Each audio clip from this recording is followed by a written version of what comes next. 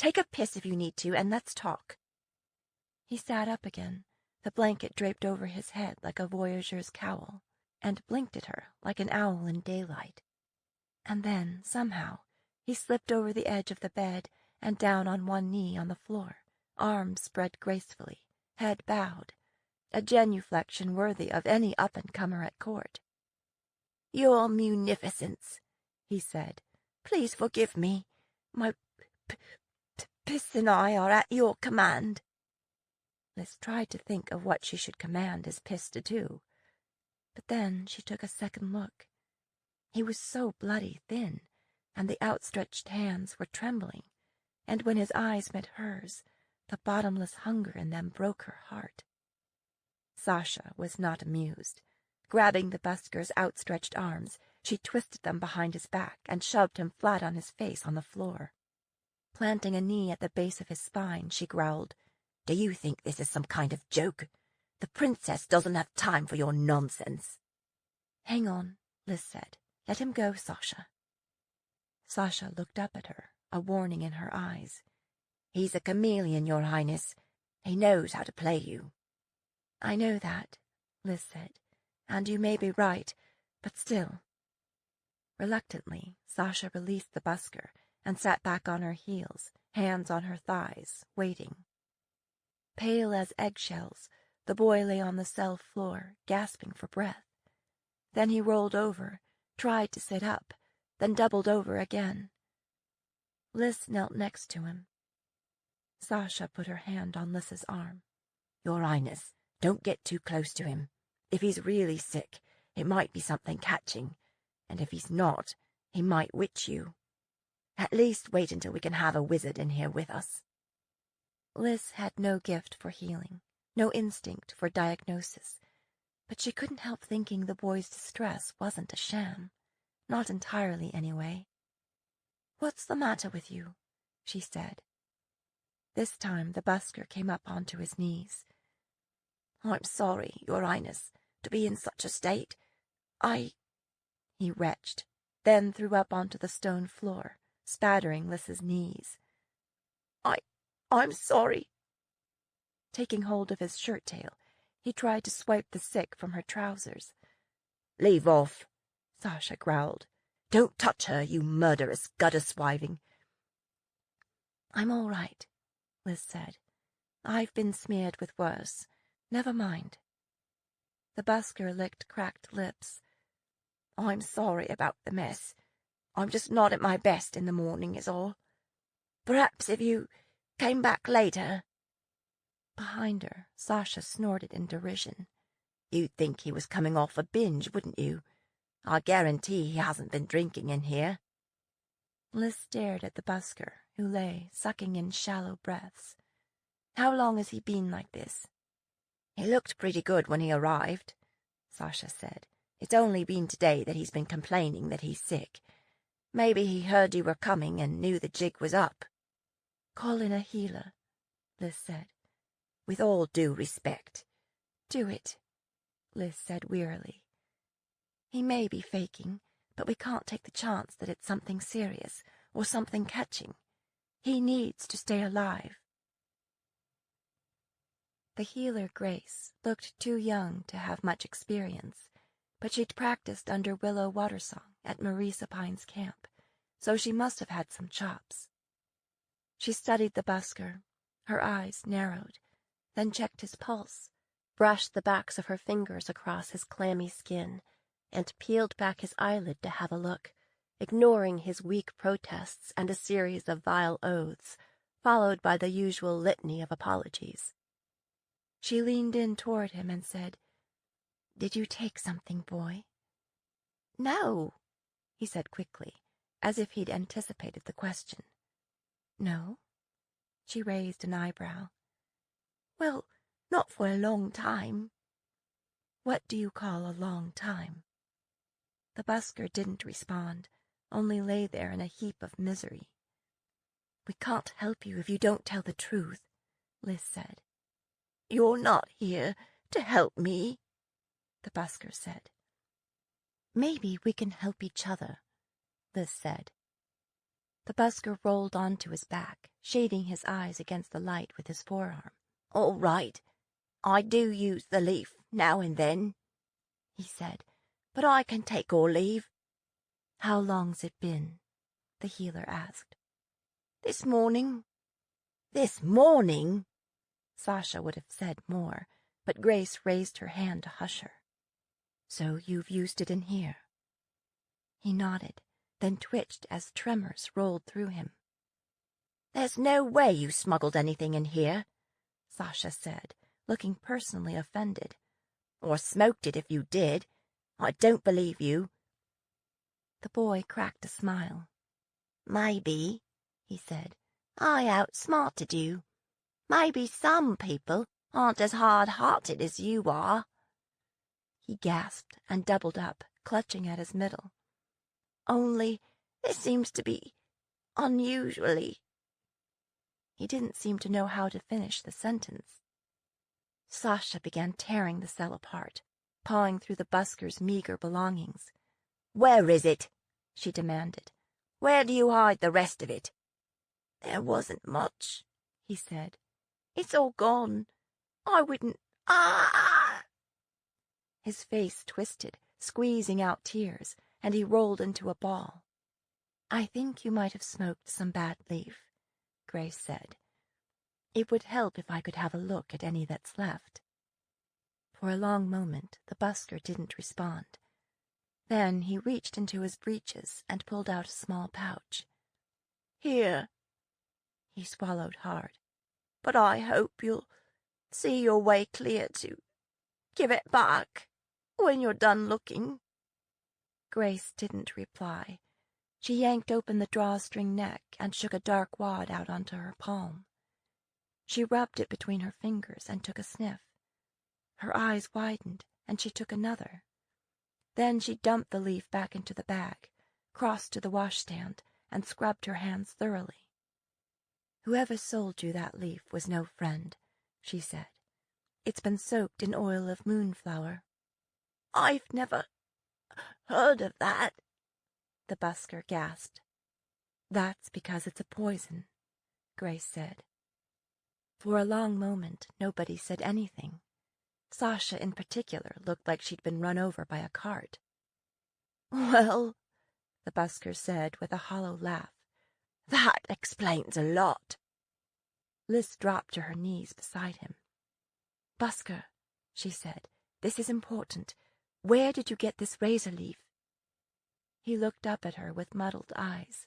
Then he shrank back, batting at something invisible. "Get away!" Liz leaned back to avoid his flailing arms. Sasha moved in on his other side, doing her best to pin his arms. The busker quieted a bit. His eyes cleared and focused in on Liz. I didn't know. Your Highness, you have to believe me. I didn't know they were going to try and kill you." "I believe you," Liz said, gripping his hand. "Now where did you get the leaf?" "Somebody must have slid it through the bars last night while I was asleep," he said. "I woke up and found it. I thought it was a good Samaritan." He went rigid and began to tremble uncontrollably. "He's having a seizure," Grace said. "Roll him onto his left side, put a pillow behind him, and make sure he can breathe. You," she motioned to Sasha, "keep an eye out. If he vomits, clear it out so it doesn't get into his lungs. His lips are pink, and his nails are too, so he's getting air. Hopefully his lungs aren't too damaged." "Is there any treatment we can give him?" "Just support. If he'd swallowed it, we could dilute it with water or use charcoal or force vomiting, but it's in his bloodstream already." "This is my fault," Sasha said, her face gray. "I should have known I couldn't keep this quiet. I should have been more careful. Now somebody's got to him on my watch." Anger and frustration knifed through Liz. "What are his odds, Grace?" The healer rocked her hand back and forth. "I'd like his chances better if he was healthy. From the looks of things, he's been using a lot of leaf. If you keep on using, you just burn yourself up. A lower body weight makes any poison more potent. Liz looked across at Sasha. Who has access to the cell block? Just the Queen's Guard, Sasha said. Some in the Highlanders, nobody from outside. Liz stood. We need him alive and well enough to interview. Clearly somebody doesn't want that to happen. I don't want him to have any visitors without my approval, and no unvetted guards on him. I'm putting the two of you in charge of his care. I want both of you in here around the clock until he recovers. Me? Sasha said, looking horrified. I thought that with you back here, I'd be assigned to... This is the most important thing you can do right now to keep me safe. If he dies, we'll lose the one connection we have to whoever ordered the attack. Liz could hear the boy's raspy breathing from where she stood. Don't you dare die on me, Busker. If you do, I'll make a special trip to hunt you in hell. 36. By Land and by Sea. It had been 2 weeks since Jenna collected her leatherwork from Sparrow, but she and Cass hadn't traveled far. They had decided that Fortress Rocks was a good location for flying practice. It was remote enough that they could fly for miles without being seen, and the terrain was variable, craggy mountains and high plateaus, and coastline within a few hours as the dragon flies. She hesitated to travel too far from the coast until she and Cass got a few things sorted out between them, like the many differences between people and dragons, their priorities, and their physical limits. Cass was high-spirited, headstrong, and growing at what seemed to be an impossible rate. The clothing and armor Sparrow had made for her fit well, so now she looked like a real warrior, but that didn't really make her one. She was woefully short on the kinds of skills she would need to confront Strangward or the Empress. She didn't exactly know what she would be up against, but she had a feeling that a sharp pair of ears, a keen eye, and a layer of scales wouldn't be enough. As a working-class city girl, she'd never had any reason to learn to use a bow, even for hunting. She'd had no practice with a sword. The closest she'd come was when she'd killed Mark with her mother's jeweled dagger. She was good at setting fire to things and blowing things up on the ground. She guessed she could drop boulders or bombs on an enemy. Still, she felt like the weak link. Cass had armor and weapons built in. He seemed to look on Jenna as a small, rather feeble dragon who'd somehow misplaced her wings, yet showed no sign of growing a new pair. They practiced incinerating dead trees and sharpening Cass's aim, even when flying at high speed, and flying the zigzag patterns that would allow them to evade enemy fire. Sometimes they played games in the sky, writing words with smoke and flame, because that took precision flying. Sometimes they engaged in mock aerial battles with eagles and hawks. The tack Sparrow had made worked spectacularly well, especially considering that the leatherworker had never seen a dragon. Jenna had to make some adjustments to get it to the right size, and then continually refit it to accommodate Cass's growth. She'd always been good with her hands. Flamecaster scarcely seemed to notice the harness and saddle once Jenna strapped it on, but it gave Jenna a lot more confidence when the young dragon got creative with acrobatics. Now she clung to his back like a briar in wool, no matter how many twists and turns he made. For now, the best strategy seemed to be avoiding people altogether. The sudden appearance of a dragon in any populated area would end badly for Cass, or the people, or both. Once they landed, Jenna wouldn't be much help unless her opponent agreed to hold still long enough to be blown up. She resolved to change that. I can't hide out forever, Jenna thought. Sooner or later I'm going to have to go hunting for bigger game. She didn't know much about foraging either. Flamecaster brought fresh meat on a regular basis, and Jenna was able to rig up a fishing line and catch a few fish, and she found some mussels in the streams, plus watercress and cattail shoots and frozen cranberries in the marshes. Most everything else was buried in snow, or if it wasn't, she was afraid to eat it. Cass made no secret of his disdain for the vegetables she found. Not food. Food for food. Though he did have a bit of a sweet tooth. But Jenna could gather berries all day, and it wouldn't even be a mouthful for the dragon. She wanted to get familiar with the harbors and inlets along the coast, places where a pirate might be found. She'd also promised Cass they would go fishing. So one morning they headed for the coast. They left before the sun was even aglow on the horizon, hoping that by the time it was light they would be far to the north, where, Jenna hoped, it would be less populated, and they would be less likely to be seen. They soared over snow-covered peaks, then turned straight north toward an inlet called Invaders Bay on the map. The mountains formed a dark wall to their left, and the distant Indio was somewhere out there in the dark to their right. The peninsula they were crossing was relatively flat and snow-covered. Midway across, Jenna could see a large, dark shadow below, moving south toward them. "What's that?" Jenna muttered.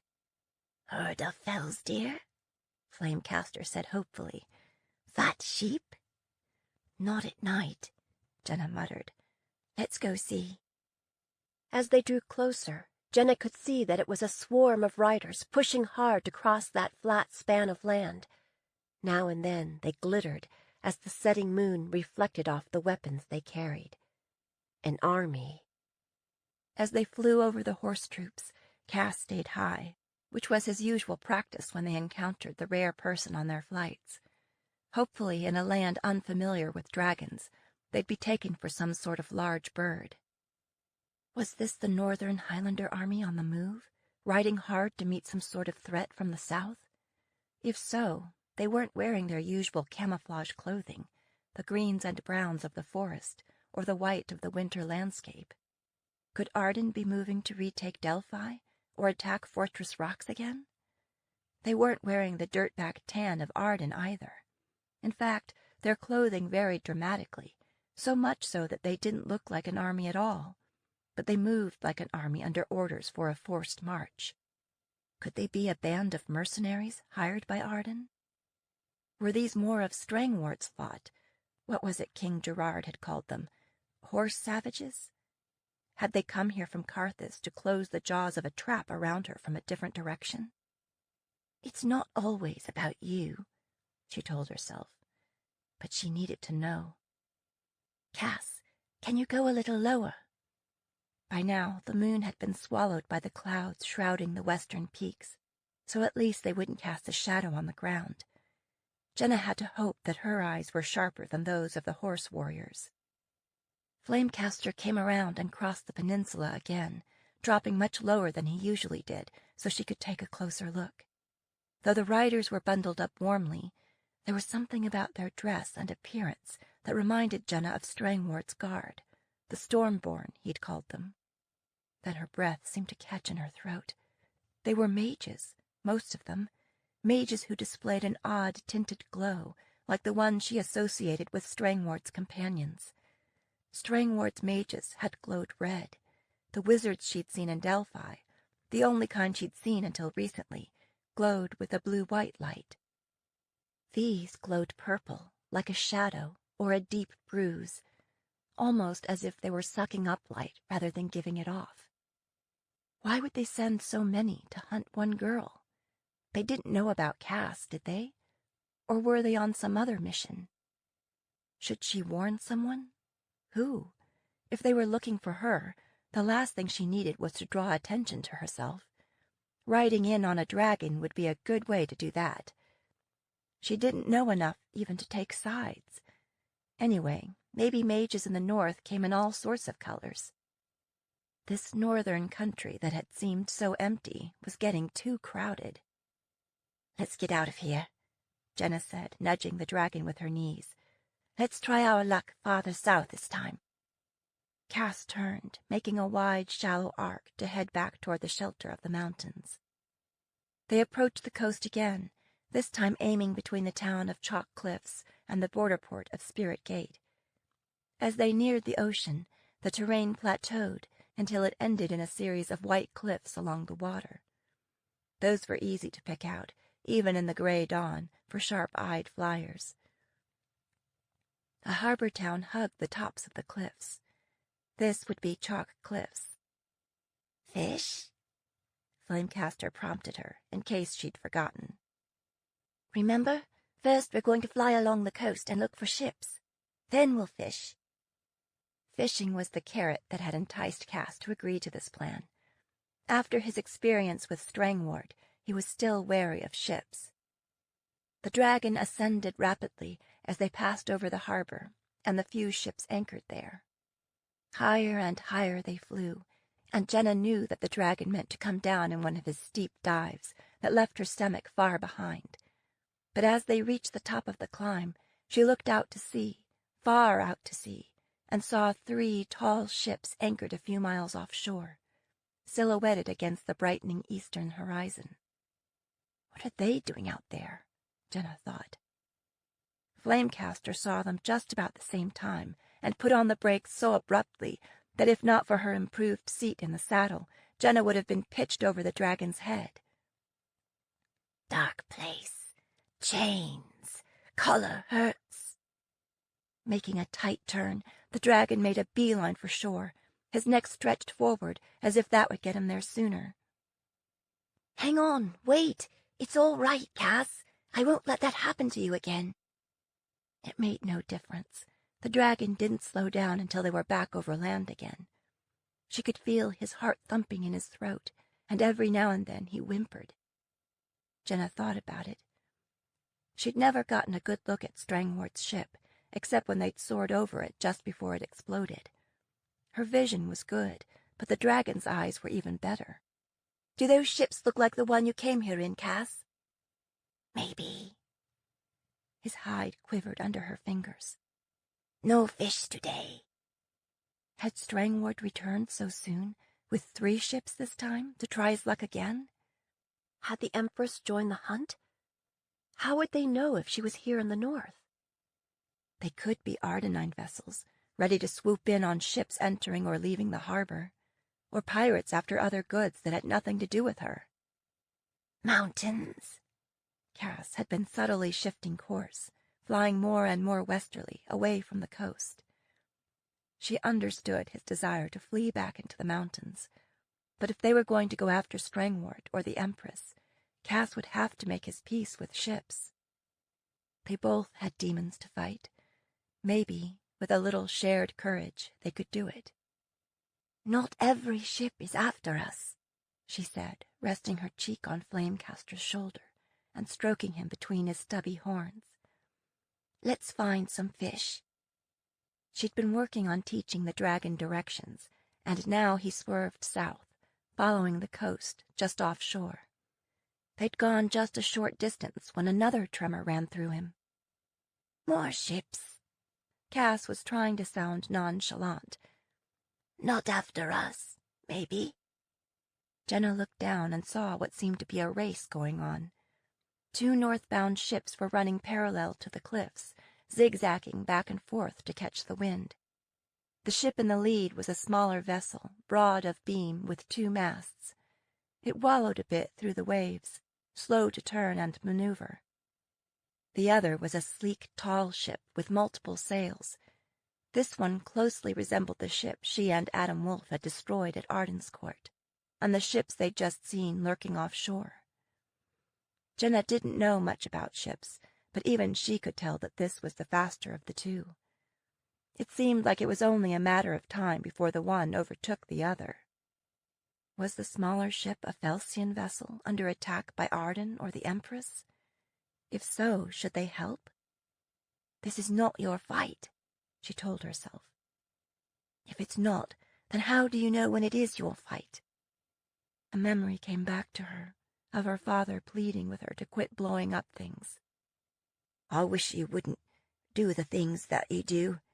That's surely a job for someone else. Nobody takes the risks that you take. And her response, I'm not going to huddle in a garret while others do my fighting for me. If that's Strangwart's ship, or Strangwart's allies, then it's my fight. Jenna sighed. Cass, can you go down a little closer so I can make out the colors? Making a shallow turn over the land, Cass came around again, swooping lower over the 2 ships. The smaller ship flew a banner with a yellow star on a blue field. Was that the Felsian flag? She had no idea. The larger ship flew a black flag, which seemed to name it the villain. As if to underline that thought, the larger ship launched a ball of fire at the ship in the lead. It landed a short distance off their bow. It was not cannon fire. It was some kind of majory. Pirates miss. Cass curled his lip in scorn, exposing sword-sharp teeth. No good. I think they're missing on purpose, Jenna said. They don't want to sink them. They want them to surrender. Now the larger ship ran another flag up its mast. It was a purple death's head on a black background. The same colors Strangward's ship had flown. Pirate colors. Did that mean it was Strangward? How could he have found another ship so quickly? Was it the Empress herself? Suddenly, Cass pitched and rolled sideways, flapping madly to regain his equilibrium and avoid smashing into the cliff. By the time he righted himself, they were some distance inland. For a moment, Jenna thought that she might lose her breakfast. Jenna sick? Cass sounded worried. She couldn't blame him. She'd thrown up on him before. It was just, I guess I wasn't expecting that, Jenna said. What happened? Wind changed. That stirred something in Jenna's memory, but she couldn't pin it down. By the time they made it back to the coastline, the smaller ship was lying just offshore, the bigger ship blocking the way out to sea. They could see people moving on the decks, and she could hear shouting between the two ships. The pirates seemed to be demanding that the smaller ship surrender, and the crew of the smaller ship seemed to be refusing. Now the small ship raised a different flag, a stylized dragon, not Felsian then, and returned fire, destroying the pirate ship's tallest mast. The dragon-flagged ship plowed north again, hugging the shoreline. After some momentary confusion, the pirates gave chase, lobbing bolts of flame at their quarry that came close, but never hit. Cass followed, skimming the cliff top, so hopefully they wouldn't be seen. Should they intervene? Set fire to the pirate ship? Drop a block of granite onto its deck and put a hole in it? It would be easier to pick sides if they knew for sure who was down there. Since they didn't, it was hard to justify risking themselves. Does he really think he can outrun them? Jenna thought. Not running, Flamecaster said. No feet. Jenna rolled her eyes. Dragon jokes. As it turned out, the little ship didn't need their help. Just as the bigger ship seemed close to overtaking them again, it appeared to slam into an unseen barrier. With an awful crunching, grinding sound, the bow of the pirate ship lifted a little, then settled back as the ship shuddered to a stop, listing. The smaller ship sailed on. Jenna could hear faint cheering from the decks. Now she could see the shadowy shapes under the water, extending out from the shoreline. A reef.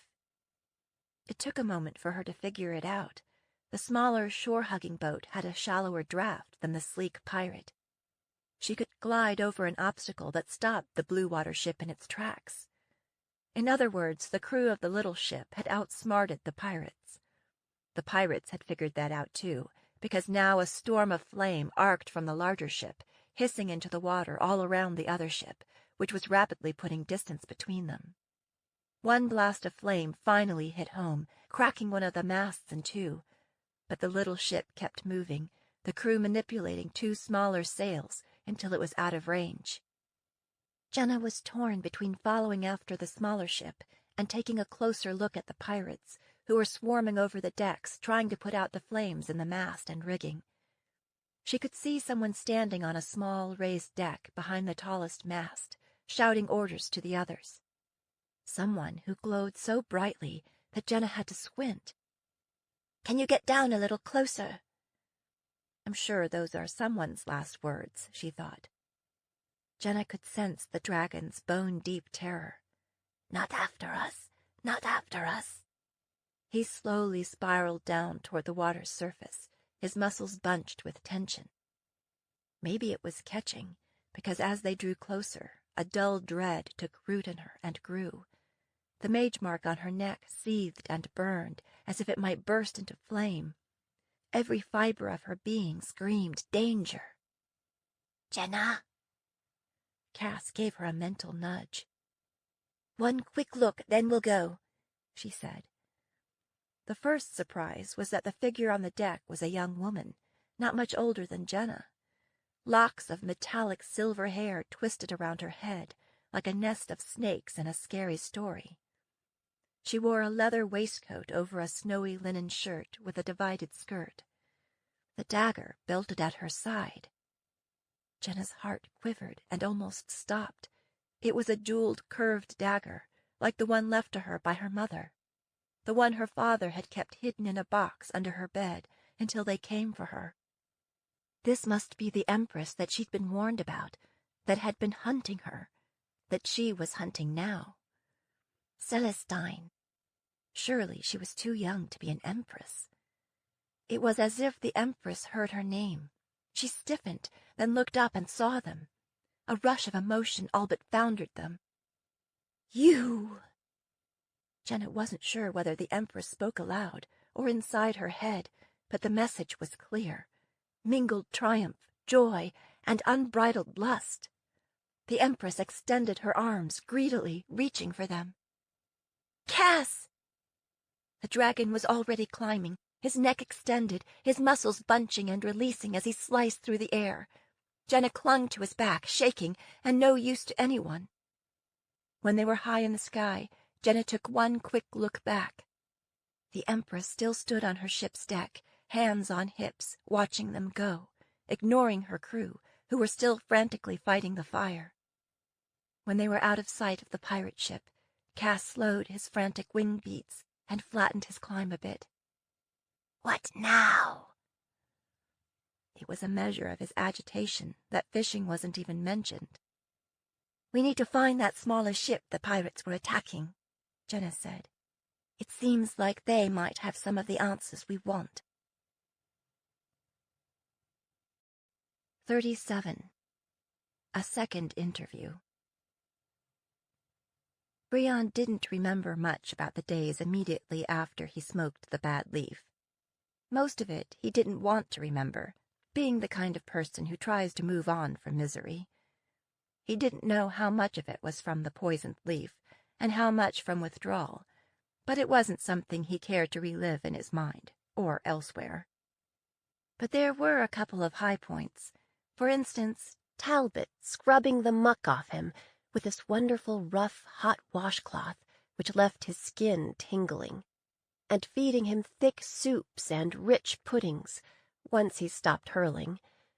She might have even massaged his back when it was tied up in knots, but he might have made that up. There was this other thing that was probably a dream, but he enjoyed it anyway. He heard this wonderful music and thought it might be choirs of angels, which didn't make sense, given the way he'd lived his life up to now. It turned out to be the princess playing her basilka for him. Now I can die happy, he thought. He'd thought he was on his way to doing that before he got executed. They likely had special methods for those who try to hush a princess, and he'd just as soon sit that out. But now he was actually feeling better, so he had to act fast. Dying seemed easier than escaping. Brion closed his eyes and folded his hands and tried to let go of his body. But he kept on breathing, and before long he got hungry and thirsty and had to take a piss. Why is it that a person is always dying when he doesn't plan on it, but when it's in his best interest he has no luck at all? The next time Talbot came in, Brion asked for pen and paper, and she brought some.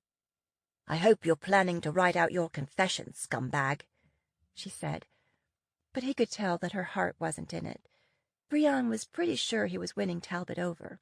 As time went on, she seemed less and less likely to cut off body parts. That had been his goal, to remain intact during his incarceration. A man has to have goals, and now that he was off the leaf, he was doing better at remembering them. Besides, Brion wasn't used to being hated.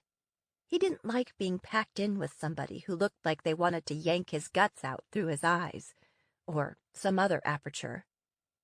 Another good word, aperture. He wondered where he'd picked that up.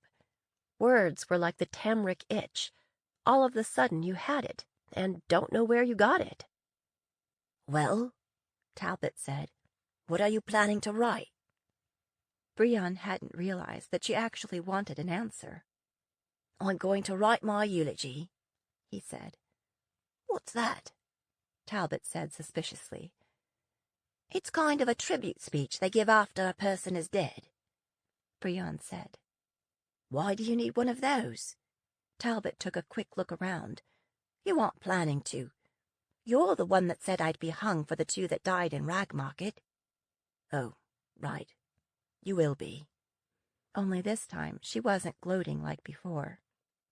"You're going to write your own? Nobody else is going to do it." "You've got that right," she said with a snort. But still, she stood, rubbing the back of her neck, frowning at him. "You don't have anyone. There's nobody we should send a message to." "No," he said.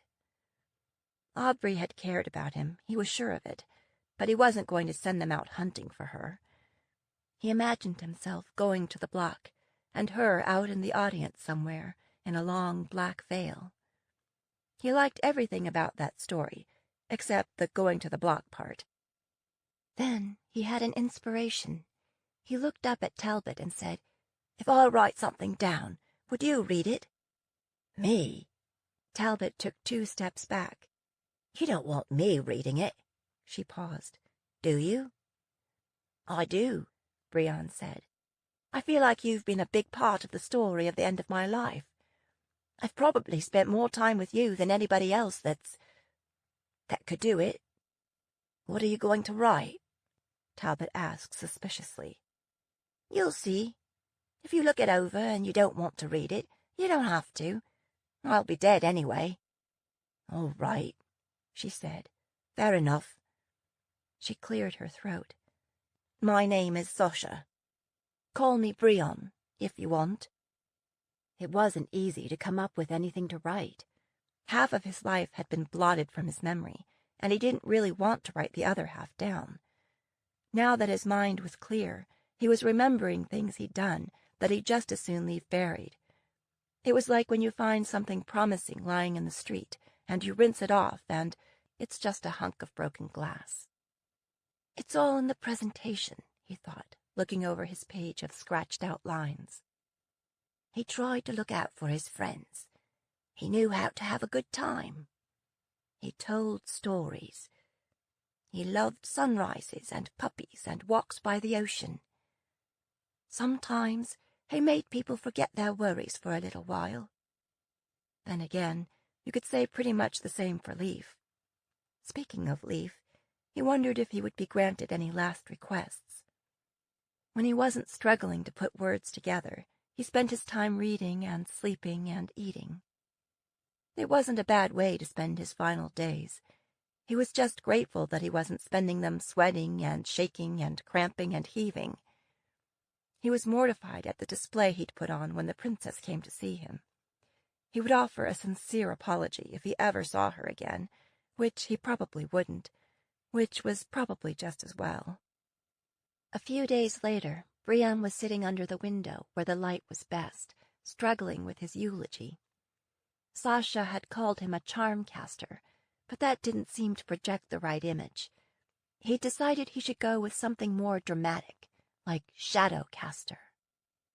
They called him Shadowcaster because he came out of the shadows and stole the minds and hearts of men, also women. They called him Shadowcaster because he cast a great shadow over the events of the day. People called him a murderer, but it just wasn't true. They called him Shadowcaster because his music was like a torrent of light amid the shadows. No, actually, it was the other way around. That was the problem. He was trying to write a story about a hero, but the truth kept elbowing in and ruining it. This story isn't about you. This is about the person you wish you were. Just then the door banged open, and in came Her Highness with Sasha Talbot, a moblet of bluejackets, and, to his surprise, Rogan Shadow Dancer, Shadow in the north. The traitor must be back from wherever he'd gone off to. To Brion's relief, the young mage Finn wasn't with them this time. Brion brushed his fingers over his nearly healed arm. He still wasn't exactly sure what had happened, but he wanted to avoid a repeat. The princess arrived with an entourage. Entourage? That was a good word. Shadowcaster always travelled with an entourage. His friends were many, and his enemies few. Maybe in his next life. Brion wrote the line down before he put his scribbling aside. He rose and crossed the room to where they stood. The bluejackets leapt to get between him and the princess. He made what he hoped was a graceful bow. "Your Highness," he said, "I apologize for my appearance and my behavior the last time we met." "Are you talking about the time you lured me into an ambush, or the time you threw up on me?" the princess said. "I apologize for both," Brion said, bowing still lower. When he straightened, she was studying him, her head cocked, eyes narrowed. So he studied her back. The night of the concert, he'd seen her first on the stage in her fancy dress, and later on the street in her tribal garb. Now she was dressed like a soldier in the spattery colors the Northerners wore. It was like she was 3 different girlies in one. He'd sensed some of that in her song. "You're not the only one that's a chameleon," he thought. "Only, in my case, it's more like I don't really know who I am." "You're looking amazingly well," the princess said. "It's hard to believe you're the same person." Brion fussed with the cuffs of his prison shirt. He'd rolled them a bit and turned up his collar for a casual, jaunty look. "I am not the same person, Your Highness," he said. "I am transformed, thanks to Corporal Talbot here, and Grace, and your team of healers. I would be happy to answer any questions you have. I can't tell you how relieved I was to find out that you survived the attack the night of the concert." "Especially since you were caught," Sasha said. The princess looked him up and down, head to toe. "Are you getting enough to eat?" "Yes," Brion said, embarrassed. He knew he looked like a street urchin in a famine. He patted his stomach, or where it should have been if he'd had one. "The food's good, and there's plenty. I've probably already gained a few pounds." "You could use a few more," the princess said bluntly. She motioned for the guards to bring up some chairs, 3 chairs facing one. "Sit down," she said.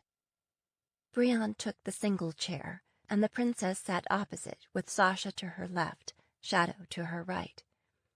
That was when Brion noticed that Shadow was carrying his Jafasa. Not only that, it had been repaired. It looked to be as good as new. Shadow set the Jafasa on the floor, the neck resting against his thigh, and curled one arm protectively around it. Brion stared at it. It was like it crowded everything else out of his mind. It was the first time in a long time that he'd felt a bone-deep ache for anything other than Leaf. "What do you like to be called, Busker?" the princess asked. "Brion," he said. He licked his lips and took a chance. "I can't help but notice that you've repaired my Jafasa." Shadow nodded. "I believe I have restored your musical instrument to playing condition." "Shall I try it and see?" Brion said, reaching for it. Shadow pulled the Jafasa back, out of reach. "You'll have to take my word for it for now," he said. For now? Did that mean that eventually? "I didn't realize that you were a luthier," Brion said. "I make flashcraft," Shadow said. Brion shifted his hungry gaze from the Jafasa to the trader. "Flashcraft? What do you mean?" "We are assuming that there is magic in this device, that it functions like an amulet to channel power," the princess said. "So we decided to repair it and see if it would help us understand your magic." Has it? The trader shrugged. We're all eager to hear what you have to say. It had been a long time since Brion had thought of much, aside from making it to his next hit. He'd not thought of his talent for connection as majory. That would be a dangerous play in Arden or any of the down realms. I don't know. I'm just a musician. I don't know how it works. I mean, I know how to play it is all. He paused. I can play the flute too, and the basilka, and the harpsichord in a pinch. Do they all charm people, the way the Jafasa does? Shadow stroked the fretboard gently, like he was taunting him. Musical instruments are simply tools that allow nuanced musical expression in the hands of the right person, Brion said. They all gaped at him.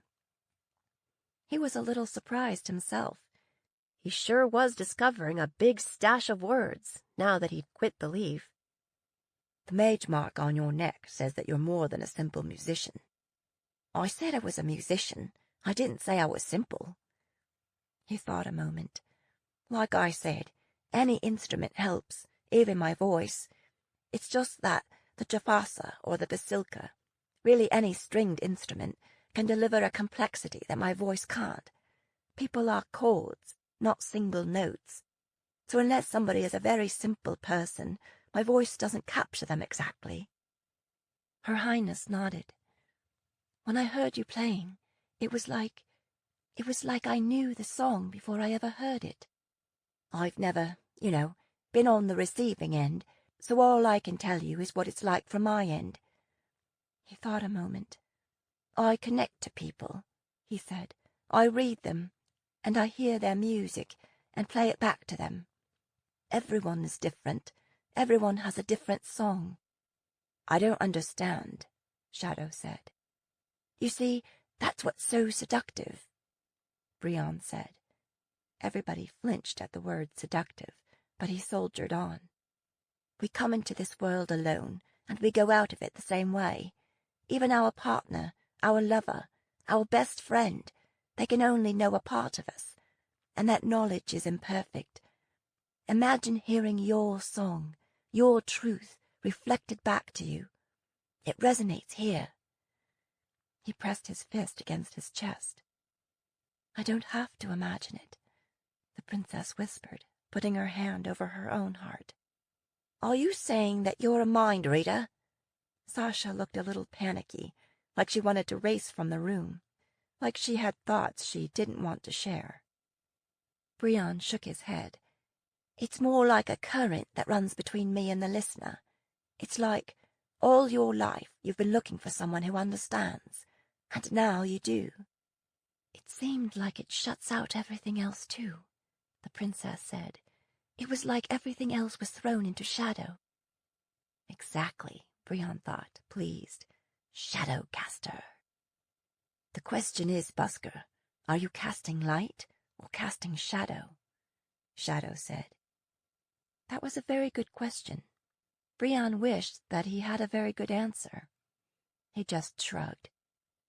Who hired you to lay in wait for the princess heir and lure her away from her friends? Sasha said, as if eager to get on to a more solid footing. I didn't do the deal myself, Brion said. It was my manager. Your manager? The princess sat forward. Who is that? He went by Wax, but I think his real name was Crosby or Crowley, maybe. Wax, Talbot butted in.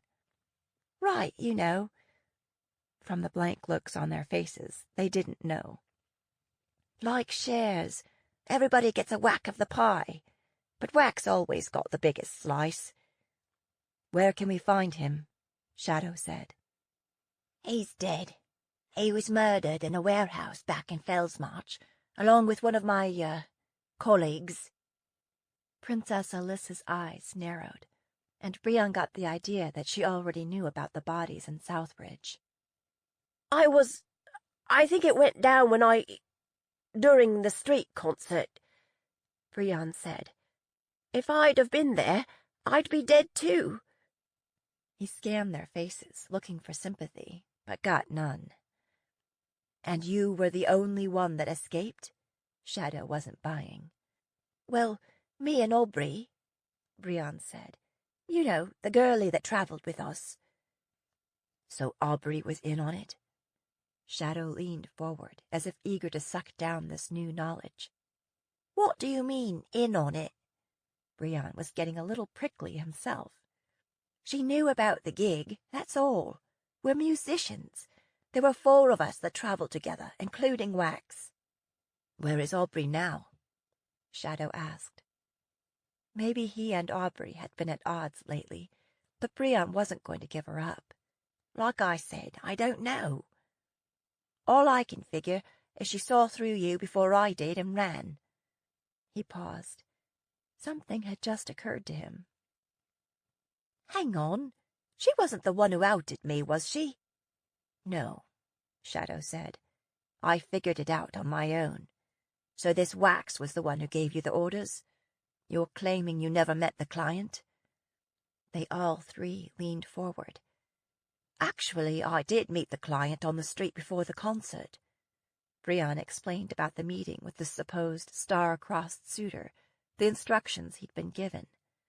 He was the one that gave me the locket and the flowers. He gave you the flowers? Shadow looked at Talbot as if that was a major clue. Aye, he did. I thought it was peculiar at the time that he didn't want to give them to her himself. I mean, wouldn't you want to get the credit? Sasha pulled out the princess's locket, pried it open, and studied the images inside. Why would this client give you her locket? There's no picture of her in here. Why would she carry a picture of herself when she could always look in the mirror? Brienne said, then cursed himself for a smart-ass. What Talbot means is, why was the locket important? Shadow said. It sometimes helps me to connect if I have something that belongs to them, Brienne said. It helps me get to know them better. I knew it, Talbot said, slapping her thigh, as if he'd just signed a full confession. Maybe you're not a regular wizard, but you're some kind of charm caster just the same. The way she said charm caster, it sounded filthy. I'm a musician, Brienne said stubbornly. It was supposed to be a street concert. I had no idea what was going down. You didn't think that was an odd request? Brienne hesitated, then decided to continue on with the truth, since it hadn't cost him so far. I did think it was an odd request, but no odder than some others I've heard. As soon as some hear private performance, they get all kinds of ideas. But I'm a musician, that's all, not a killer. Although the client had asked him to lead the girlie along the riverbank to a secluded place where he'd be waiting, and Brienne had questioned it at the time, but went ahead anyway. Anybody with a brain in his head would have known something bad was going down, this annoying voice in his head said. What was the money? Shadow asked. When Brienne didn't answer right away, Sasha said, What did you get paid to deliver a girl into the hands of assassins? What did I get paid? Nothing. Well, I did get a suit of clothes and a bath, but lives go cheap these days, don't they? No, Brienne said. According to Wax, the client was offering 40 girlies. I was supposed to be paid after the wooing. The wooing? Is that what you call it? The princess glared at him. Brienne's cheeks burned. Since the client told me he was a suitor, I used music to put he didn't want to use target, since he was in enough trouble already, the audience into a willing mood. Willing to do what? Sasha had the kind of look on her face that said she might just come through the table at him. Brienne groped desperately for something to say that wouldn't be too incriminating. Willing to, listen to what my client had to say. That's all. Talbot shook her head, her face twisted in disgust. Brienne sighed inwardly. I'm losing ground again, he thought. She'll be back to hating me before long. What did he look like? Princess Alyssa said. I didn't get a good look at him. He was all wrapped up in a cloak, with a scarf muffling his face. Brienne paused. He was tall, taller than me, and I'm not sure, but I think he was a mage. Shadow sat forward. What makes you think so? He had a magish glow. Now we're getting somewhere, Sasha said with mock enthusiasm. We'll just question all the tall wizards in the queendom and see if we can turn up any leads. That helps, though, the princess said. Anything that narrows the search. Was there anything else, even something minor? Well, he clanked. He clanked? The princess raised an eyebrow. Yeah, it was like something jangled when he moved. He clanked and he jangled and he glowed, Sasha said. We'll nail him for sure. Did the client give you a name? Shadow asked, not looking especially hopeful. Did he? Brienne tried to remember. I don't think so, he said slowly. And then it came to him, like sunlight breaking through cloud. It was Darien, he said. He said his name was Darien. His rushers called him that, too. His rushers? Her Highness cocked her head. You heard them talking. How exactly did that happen? It seemed like every question Brienne answered only birthed another question. Yet he was finding that if he told the truth, he didn't have to remember what lies he'd told before. A couple of days after the concert, I went back to the warehouse where I'd been staying. When I got there... His voice faltered. When I got there, Wax and Goose were dead. They'd been murdered. How were they killed? Sasha asked. Again, Brienne had the feeling that she knew the answer and was testing him. Their throats were cut.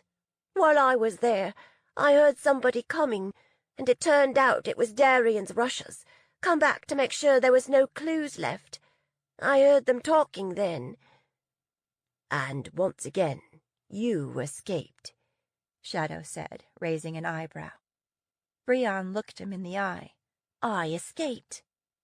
What else did they say about this Darien? From what they said, he sent them back there to make sure there were no clues left behind, Brienne said. They seemed scared of him. They all looked at each other. Was there any mention of Arden or the war, or why they would target me? Princess Alyssa asked. Brienne thought about it, then shook his head. They all seemed afraid to ask questions. I'm told you got this musical instrument from your father, Her Highness said. Was he a musician too? Was he the one who taught you how to play? Maybe. I think so. I'm not sure.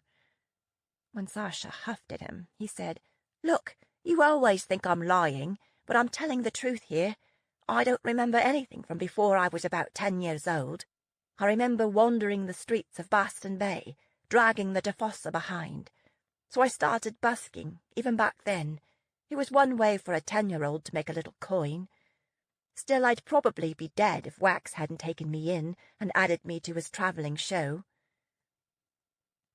Brienne looked from face to face. He'd done his best, but they still looked disappointed. I must admit, Brienne, that I am running out of patience, Her Highness said. You are the single thread that might allow us to track down those responsible for a series of cowardly murders. I need more from you. I've told the truth, Your Highness, Brienne said. It's so bloody rare that I suppose I shouldn't expect everyone to recognize it when they hear it. The princess leaned forward, hands on her knees. I need a lead. I need to find out who is feeding information to those who mean to do us harm. I need something we can use. She gestured toward the others in the room. Everyone here has suffered losses, grievous losses. What am I supposed to tell them? For once, Brienne had nothing to say. Many in my position would feel justified in resorting to torture, Princess Alyssa said with harrowing frankness. Gods and martyrs, Brienne thought.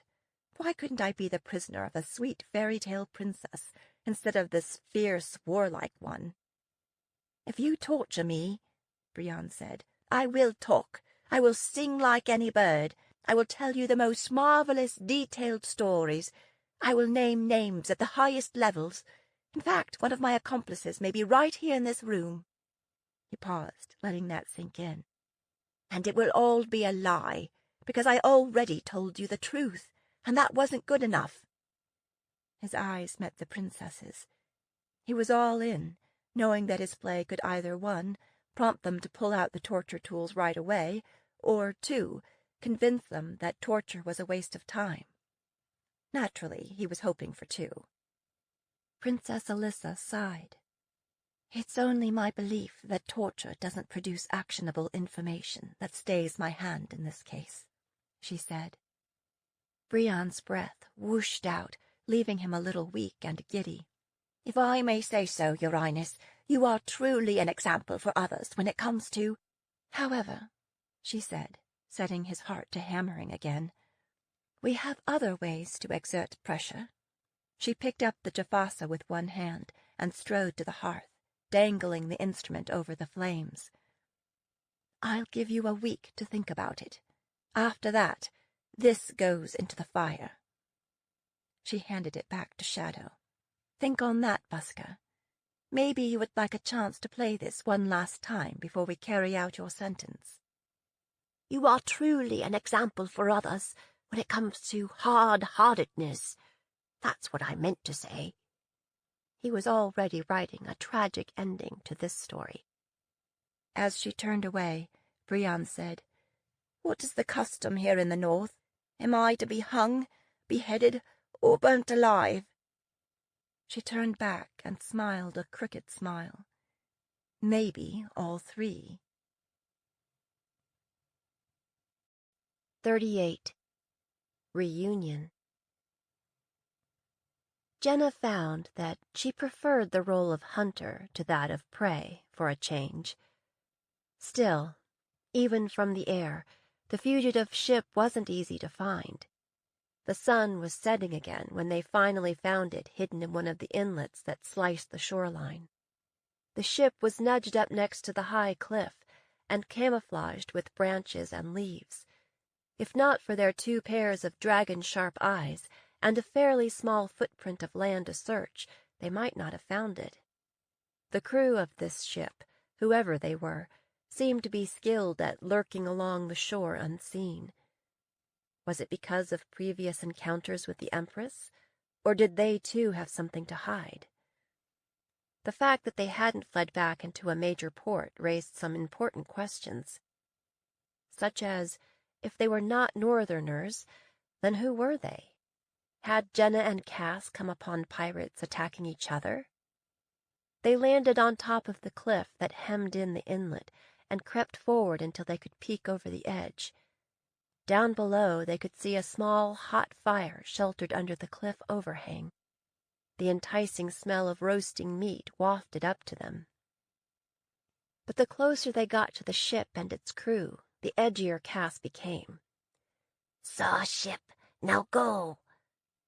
When Jenna didn't respond, he nudged her, practically knocking her over. "Go!" "I need to talk to them," Jenna said stubbornly. "You stay here. I'm going down there." If there is such a thing as a dragon pitching a fit, Cass came close, complete with a flaming display. He rose up on his hind legs, and Jenna was startled at how big he had become. "No, bad ship, bad men.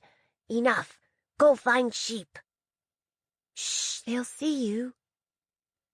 "Color, dark, chains. I know you don't like ships, but color, dark, chains. I have to go." The dragon's armor glittered as tremors ran through him. "Cass, come with Jenna." She knew he was scared, and it touched her that he wanted to come with her anyway. "If you come down with me, you'll scare them." "Yes." "I want to talk with them, not fight with them. Anyway, you can't maneuver down there. It's too narrow, and you're too big. I don't want you to get hurt. Cass folded his wings tightly against his body and curled his tail around his feet. Small now. In the end, Jenna descended the steep, treacherous trail alone, following the rocky bed of a small stream. All the way down, the dragon's disapproval clamored in her head. He'd promised to stay on top, but dragon promises are as lasting as a late spring snowfall. She inventoried her weapons. She had her bow, but she wasn't yet an accurate shot. She had her knives, she had her wits. That would have to do. When she reached the bottom, she followed the narrow, rocky beach toward the sound of voices and the flickering light of the campfire. The crew spoke an unfamiliar language, but they were laughing and boisterous, so Jenna got the idea that they were celebrating their narrow escape. Easing forward on hands and knees, Jenna peered around a shoulder of rock. Night had effectively fallen down in the ravine. 7 men and women sat cross-legged around the fire, their faces illuminated by the flickering flames. It seemed they had just finished their meal. Jenna would have thought they'd be passing around a bottle, but instead they were gathered around a small iron stand where they seemed to be brewing tea. Pirates having a tea party? Not possible. Then a man on the near side of the fire stood, his back to Jenna, his fair hair glittering in the light from the fire. He stripped back his sleeve, exposing his muscular forearm. Drawing a blade, he ran its tip along his arm, leaving a dark line of blood in its wake. While the others watched raptly, he held his arm over the pot simmering over the fire and allowed his blood to drip into it. He followed with a fistful of leaves. After the brew had steeped for a few minutes, he poured it into small cups and passed them around. Each person murmured something and drank. Was this some kind of pirate religion? A bizarre blood rite? Was the fair-haired man a priest or a sacrifice? Jenna's vision rippled as she sought to find the truth in him. Something about his stance, the lithe way he moved, even his clothing was familiar. Then it came to her, like a punch in the gut. It was Strangward. Strangward and his gang, still clinging like a tick to the coast of the Indio. Why then had the Empress fired on him? He was her emissary, right? Maybe Jenna should have recognized him sooner, but it had never occurred to her that Celestine would be firing on her own man. Then again, he had failed in his mission to collect Jenna. Was he paying a blood price for that? With every fiber of her being, Jenna hoped so. This man and his mistress had destroyed her life. She'd never expected to find her quarry so easily, and she didn't like these odds. She needed more firepower. Rising into a crouch, Jenna took one step back, then another. That's when the scent of danger filled her nose. Hearing a slight sound behind her, she grabbed for her knife, began to turn. Someone seized hold of her, 2 massive arms lifting her so that her feet left the ground. She struggled, but her arms were pinned so tightly that they were going numb. Her captor carried her forward into the firelight. The others scrambled to their feet, drawing a variety of weapons. Everyone but Strangward. Balancing lightly on his feet, fingering his amulet with one hand, head cocked, he studied Jenna and her captor. The light of recognition kindled in his eyes, and his eyebrows rose in surprise.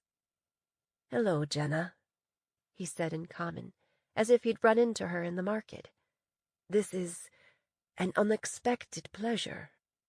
His crew shifted and murmured, but still did not stow their weapons. Jenna sorted through several possible replies. In the end, she said nothing, letting her scowl do the talking. Strangward looked over her shoulder. "Put her down, Tessa," he said.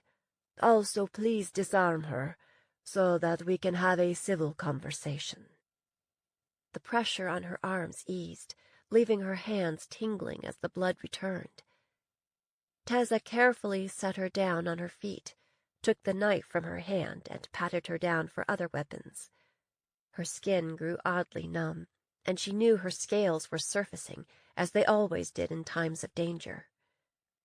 When he was nearly finished, Tessa stopped and stared at her, the puzzlement on his face almost comical.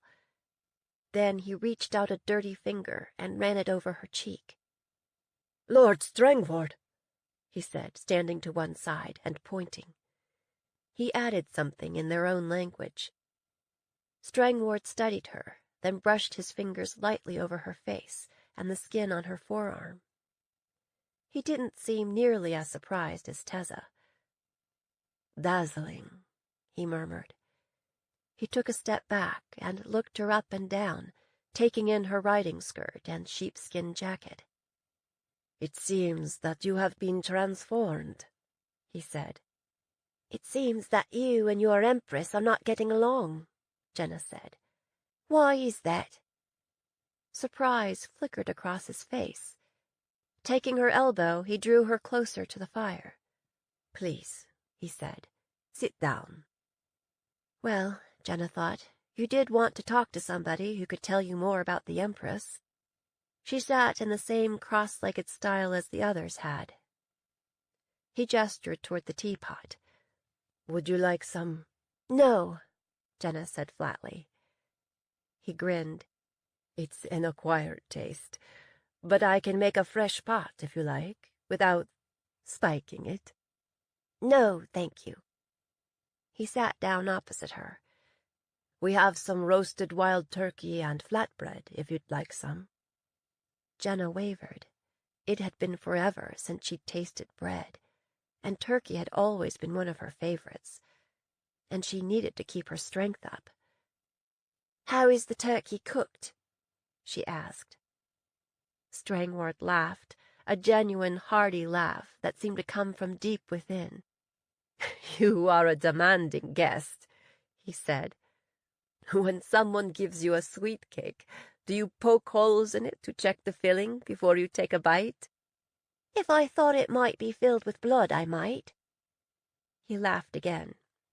"I promise that any blood you see belonged to the turkey." Strangford whacked off a slice of meat with his knife, folded it into a piece of bread, and handed it to her. Jenna took a big bite, blotting at the juice that ran down her chin. It was perfect. She took another bite. "I believe we got off on the wrong foot the last time we met," Strangford said. "I'd hoped to pull off a rescue, but King Gerard got in the way." "That was a rescue?" Jenna lifted an eyebrow. "If so, it was a pretty poor one." Strangford grimaced. "I failed, clearly. It was hastily planned and badly executed. But when I got word that the Empress had found a girl with a mage mark, I had to act fast, before she collected you." "So you really don't work for her?" "No," Strangford said. "I really don't." "What do you care what happens between me and the Empress? We'd never even met before you came swaggering into Arden's court." "Because she is hunting me, too." He paused long enough to let that penetrate, then said, "Here, I'll show you." He bowed his head low, took her hand, and pressed it against the back of his neck. She could feel the cobwebbing of metal, the cool hardness of the jewels set into his skin. She pushed forward onto her knees, brushing his hair aside so that she could take a closer look. She guessed it must resemble her own mage mark, though she'd never seen her own. It was an intricate design, with wavelets, jagged bolts of lightning, and towering thunderclouds. "What does this signify? What is your gift?" "I have many gifts," he said, tipping up his chin. "One of them is the ability to influence the wind and weather." Sliding his hand under his shirt, he pulled out an object on a chain and extended it toward her. "Does this look familiar?" Jenna stared at it, then reached out a finger to touch it. It was a piece of a broken pendant, a mariner's compass like her own. She nodded. I had one too, and I'll bet that it fits together with yours. But we'll never know that, because I haven't seen mine since Arden's court. His face fell. Oh, I'd hoped it might offer some clue. Tears prickled in Jenna's eyes. She wasn't alone. She wasn't alone after all. But, what does it mean? Why are we mocked like this? And what does she want with us? Jenna couldn't help looking out toward the sea. Strangward shook his head. I don't know. I wish I did. That would help me figure out what to do about it. It came back to her, that last night in the tower, Strangward asking her over and over why the Empress was hunting her. And she thought it was peculiar that he was asking her, because if anyone would know, he should. How old are you, anyway? She asked him. I believe I'm about 17, he said. So we're of similar age, but neither of us knows exactly. Do you know of any others like us? There were 2 others that I know of, Strangward said. They were about our age, I'm guessing. He nodded. Sally tracked them down and took them back with her to the northern islands, and they haven't been seen since. He shrugged. Now it's possible that they are living lives of leisure as guests at the Empress's court, but you don't believe that? He shook his head. No, I don't. Each time she finds one of us, she grows markedly stronger. It was after she lured one of us to the northern islands that she grew strong enough to break out of there. We cannot afford for her to get any more powerful. Strangward spoke lightly, but Jenna could read the bone-deep fear in him. She also sensed that he knew a lot more than he was saying. Is that why you plan to kill me? Jenna demanded, her voice echoing against the cliffs. The pirate flinched, and he and Tezza exchanged glances. He doesn't realize that I overheard their conversation in my room, when Tezza offered to step in and kill me so that Strangward wouldn't have to, Jenna thought. Strangward had refused, saying that he would do it himself. For all I know, he hasn't changed his plans. My lord, Tezza said quickly, you don't have to. No, Strangward said. You cannot step in and save me every single time. He looked directly at Jenna. The Empress has had several opportunities to kill me, but she hasn't. I believe that whatever her purpose is, she needs us alive. So, I planned to kill you if I couldn't rescue you. Because sometimes when a person is desperate, he does desperate things. Right, of course. Jenna stood, dusting off the seat of her skirt. Thank you, Strangward. This has been very informative. I wish you luck staying out of the Empress's way. Strangward blinked at her. Where are you going? I have business of my own, Jenna said. But we need to stay together, the pirate said, so we can work out a way to defeat Celestine. We need to partner up. Maybe I don't want you as a partner, Jenna said. Maybe I don't trust you. I was wrong. I realize that now. I apologize. I can see why you would find it off-putting. When people ruin my life and then try to kill me, yes, I do find that off-putting, Jenna said. Don't you see, if we don't work together, Selly will win, Strangward said. I think I'd rather take that chance than take my chances with you, Jenna said. I cannot take the risk that you will fall into her hands. It's not your risk, Jenna said. It's my risk. I'll decide whether to take it. Strangward's face hardened. I'm sorry, Jenna. I can't let you go. He nodded to his crew, and they moved quickly, encircling her to block her escape. I hope that over time you'll see that Jenna looked past them, down the inlet. "There you are," she said brightly. She gestured, pointing. "Have I introduced you to my friend Cass?" Strangward shook his head, as if impatient with her attempt at trickery. "I promise you, I don't intend you any harm." "I wouldn't worry about convincing me," Jenna said. She pointed. "Convince him." The wide-eyed reaction of his crew finally made Strangward turn to see. Filling the entire ravine, from wall to wall, was an enormous, pissed-off dragon. Flames swam over his hide, and his amber eyes were filled with menace. He drew back his lips, exposing sword-like teeth. Strangward actually did a double-take. His eyes widened, and he gripped his amulet, taking 2 steps back. "I would advise you to drop your hands, Strangward," she said. "Cass is carrying a major grudge against you, and you don't want to give him an excuse to indulge it." Slowly the pirate dropped his hand. The look on his face was mingled disbelief and admiration. Is that the sun dragon that I—" He leapt back again as the leaves at his feet exploded into flame. "I really don't intend you any harm," Jenna said, "but I'm finding that dragons are not always that easy to reason with." With a bit of a swagger, she walked toward Cass. The pirates silently stepped aside and let her go. They stared as she gently stroked Cass's side. "It seems I have underestimated you," Strangward said. "I get that a lot. We could be powerful allies." "Except for the part about watching my back all the time." Fitting her foot into the stirrup, she leapt nimbly into the saddle and looked down at their gaping faces.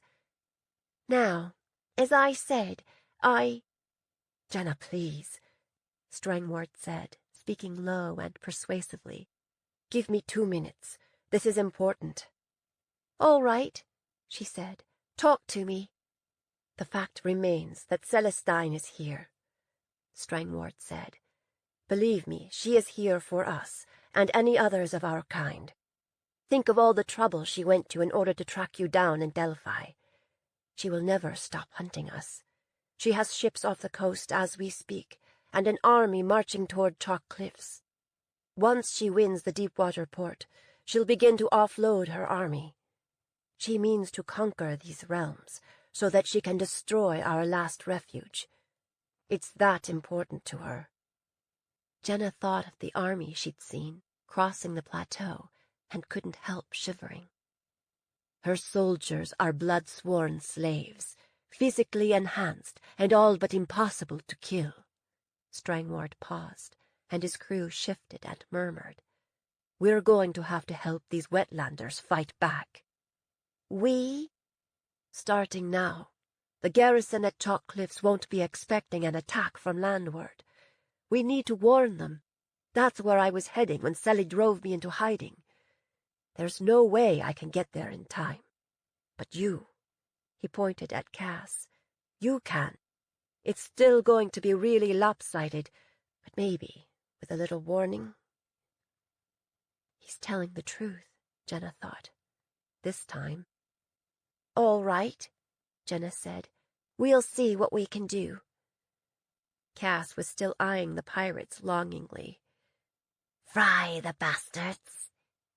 "No, Cass." "Please." "No, Cass." "Burn ship." "If you insist." Jenna smiled at Strangward and his crew and said, "Better move aside. We'll need a running start."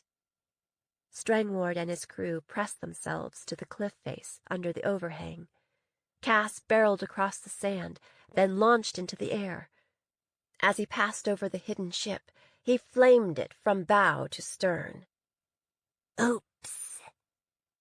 The foliage piled on top of the ship caught fire readily. Soon flames were pluming high in the air. "Looks like you're going to need another ship," Jenna thought. Cass completed 2 barrel rolls before they turned south and flew toward chalk cliffs. 39. Living on the Edge. Liz picked her way up the rocky trail, avoiding the wet and slippery spots where the spray from the Indio had made the footing treacherous. Madelon walked behind, a measured distance away. 4 of her wolves trailed along behind them. They'd been several miles around the bay, and now they were climbing to the top of the cliffs overlooking the straits. In the week since the interview with the busker, she'd been taking Madelon out walking nearly every day. She knew he'd want to stay in shape, and he deserved to get some fresh air. They both needed to burn off energy, and it was something they could do together, with little risk of kissing. It wasn't that she was worried about what he might do. He was too damned honorable. She was worried that she would be the one to succumb to temptation. That would only reinforce the Southern notion that Northern women were witches and harlots. Not that she cared what Southerners in general thought, but more and more she found herself caring what this particular Southerner thought.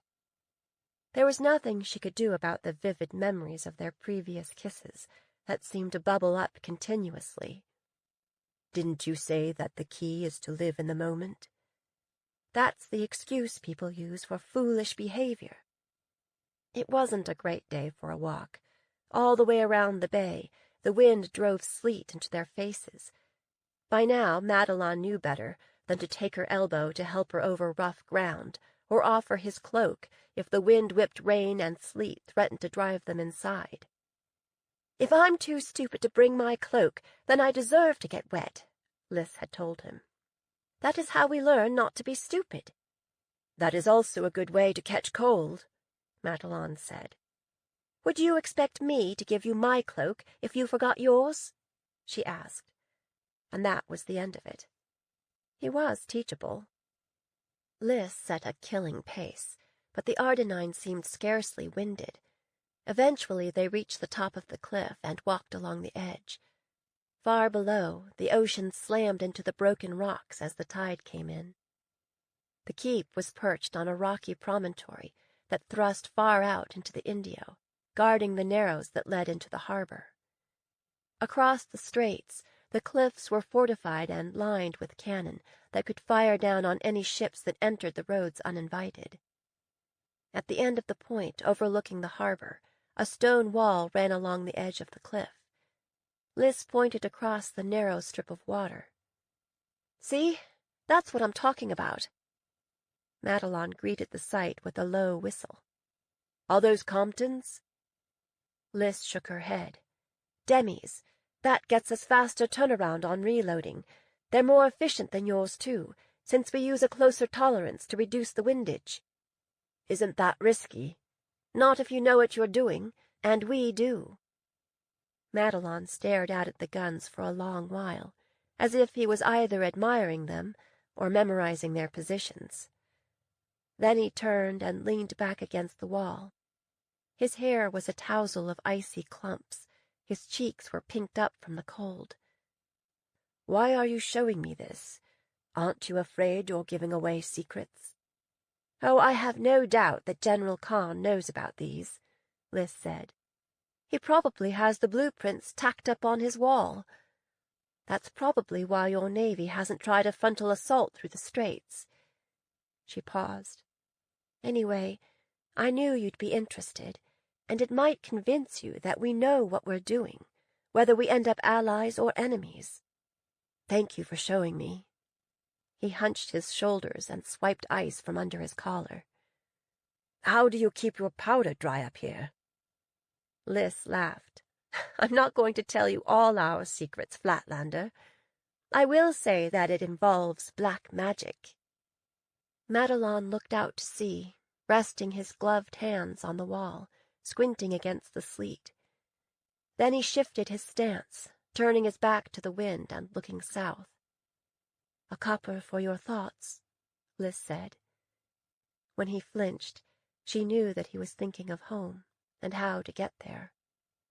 "I was thinking that it isn't a good day to be on a ship," Madelon said, still looking into the distance, where Spirit Gate must be.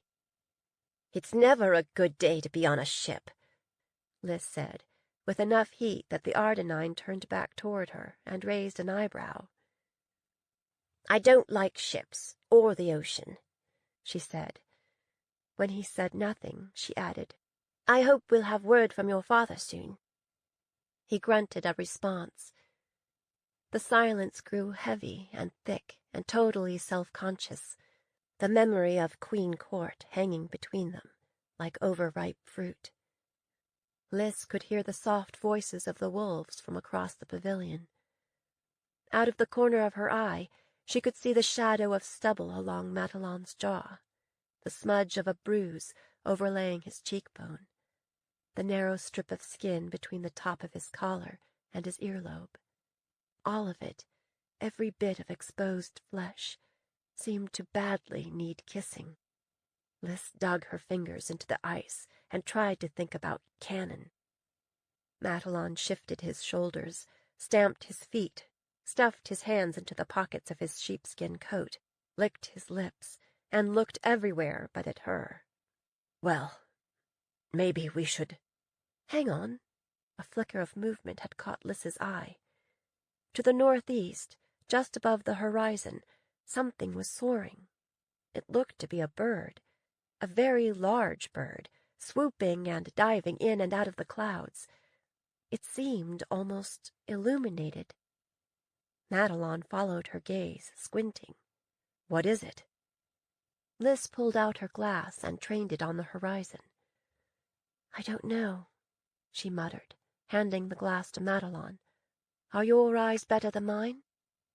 The creature plunged toward the ocean like a stooping bird, skimmed the waves, and beat its way skyward with a very large fish in its grip. It glittered once in the low sun before it disappeared into the clouds.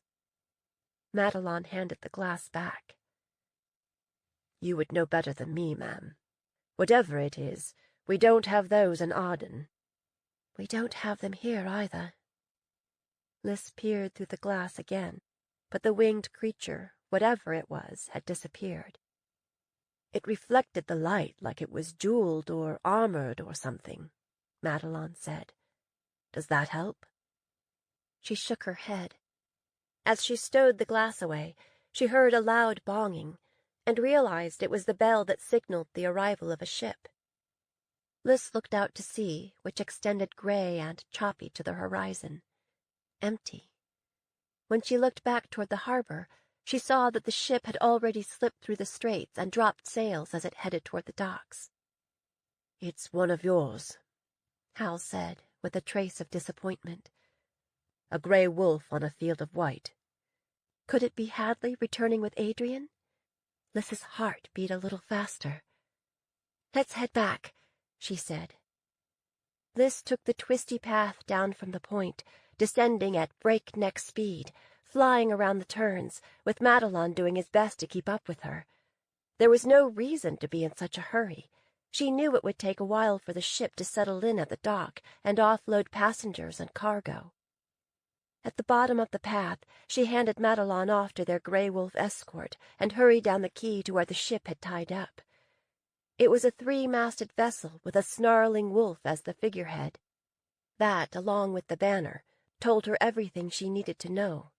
Hadley's ship was the Sea-Wolf. Now her heart hammered in her ears, and she broke out in a cold sweat.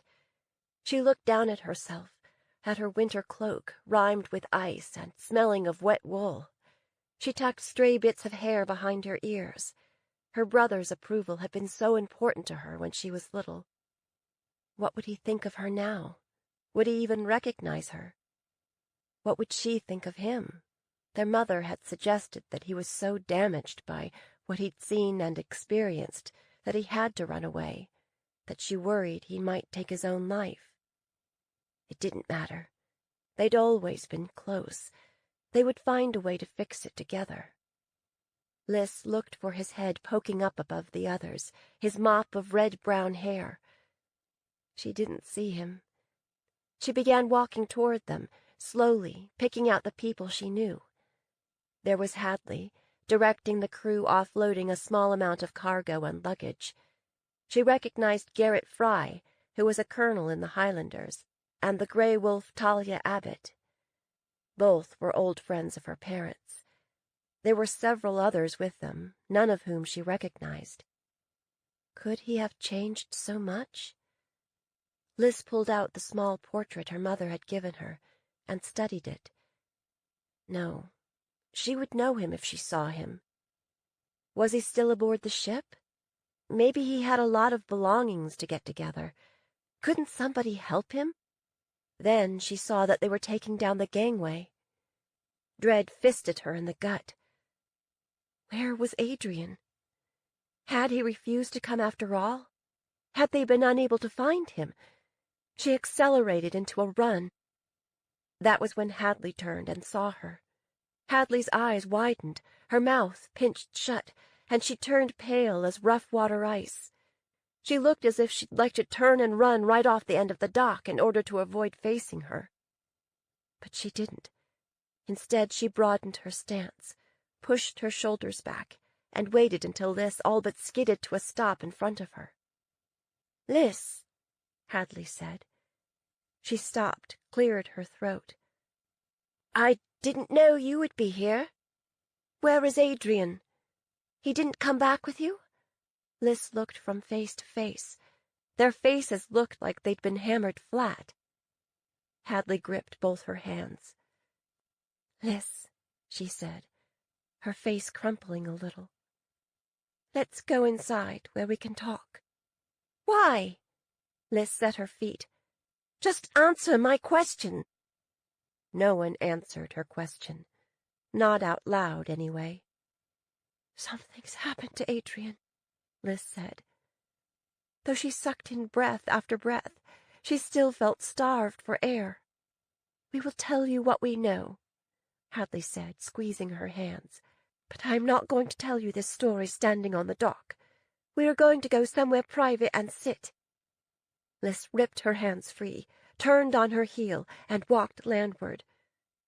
Whatever had happened, it wasn't Hadley's fault, she thought. You don't have to kill the messenger. The keep was a bare-bones kind of place, where privacy was hard to find.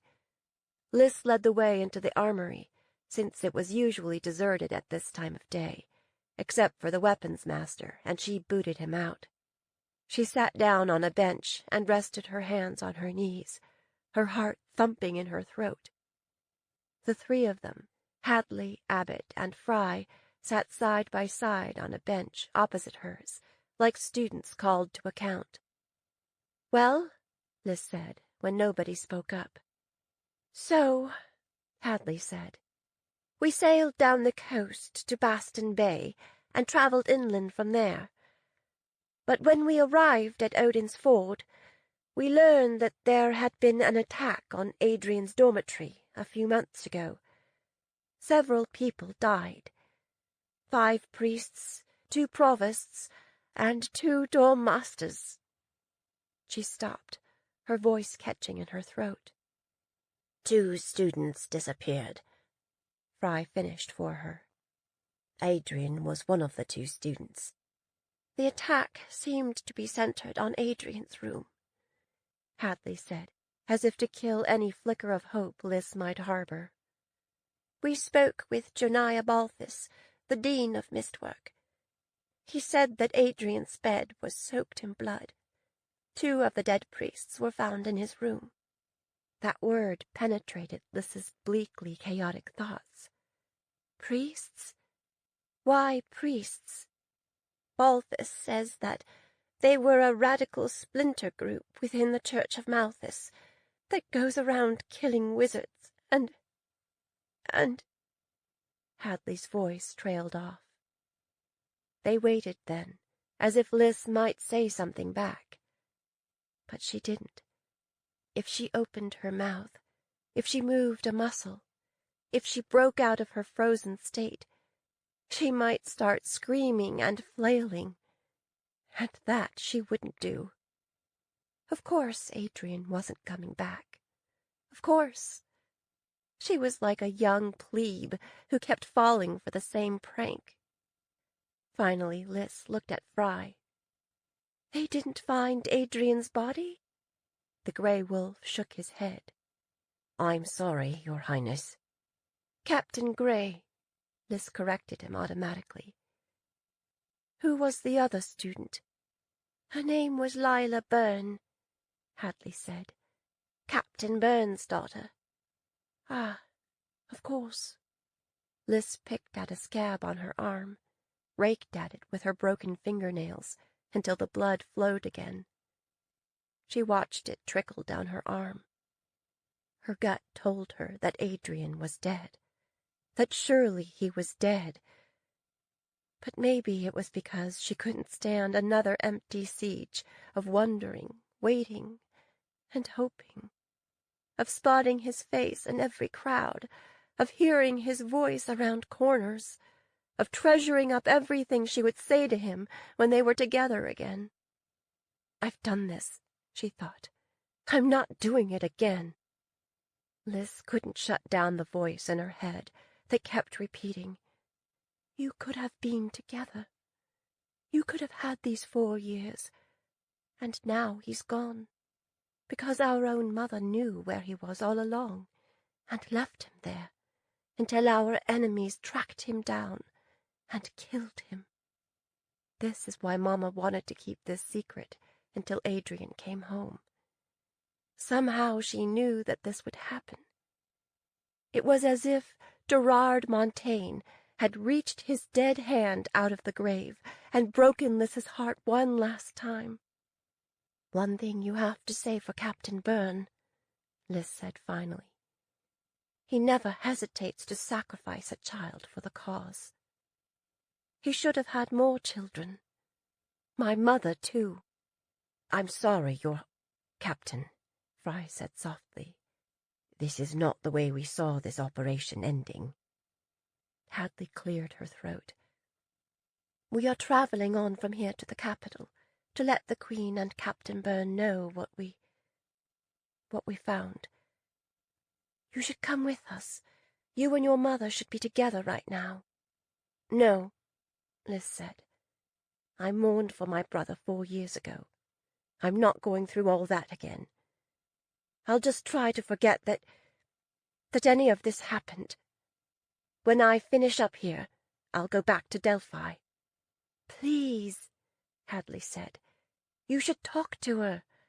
I'm sure she and Captain Byrne could answer many of your questions if you give them— No, Lys shook her head.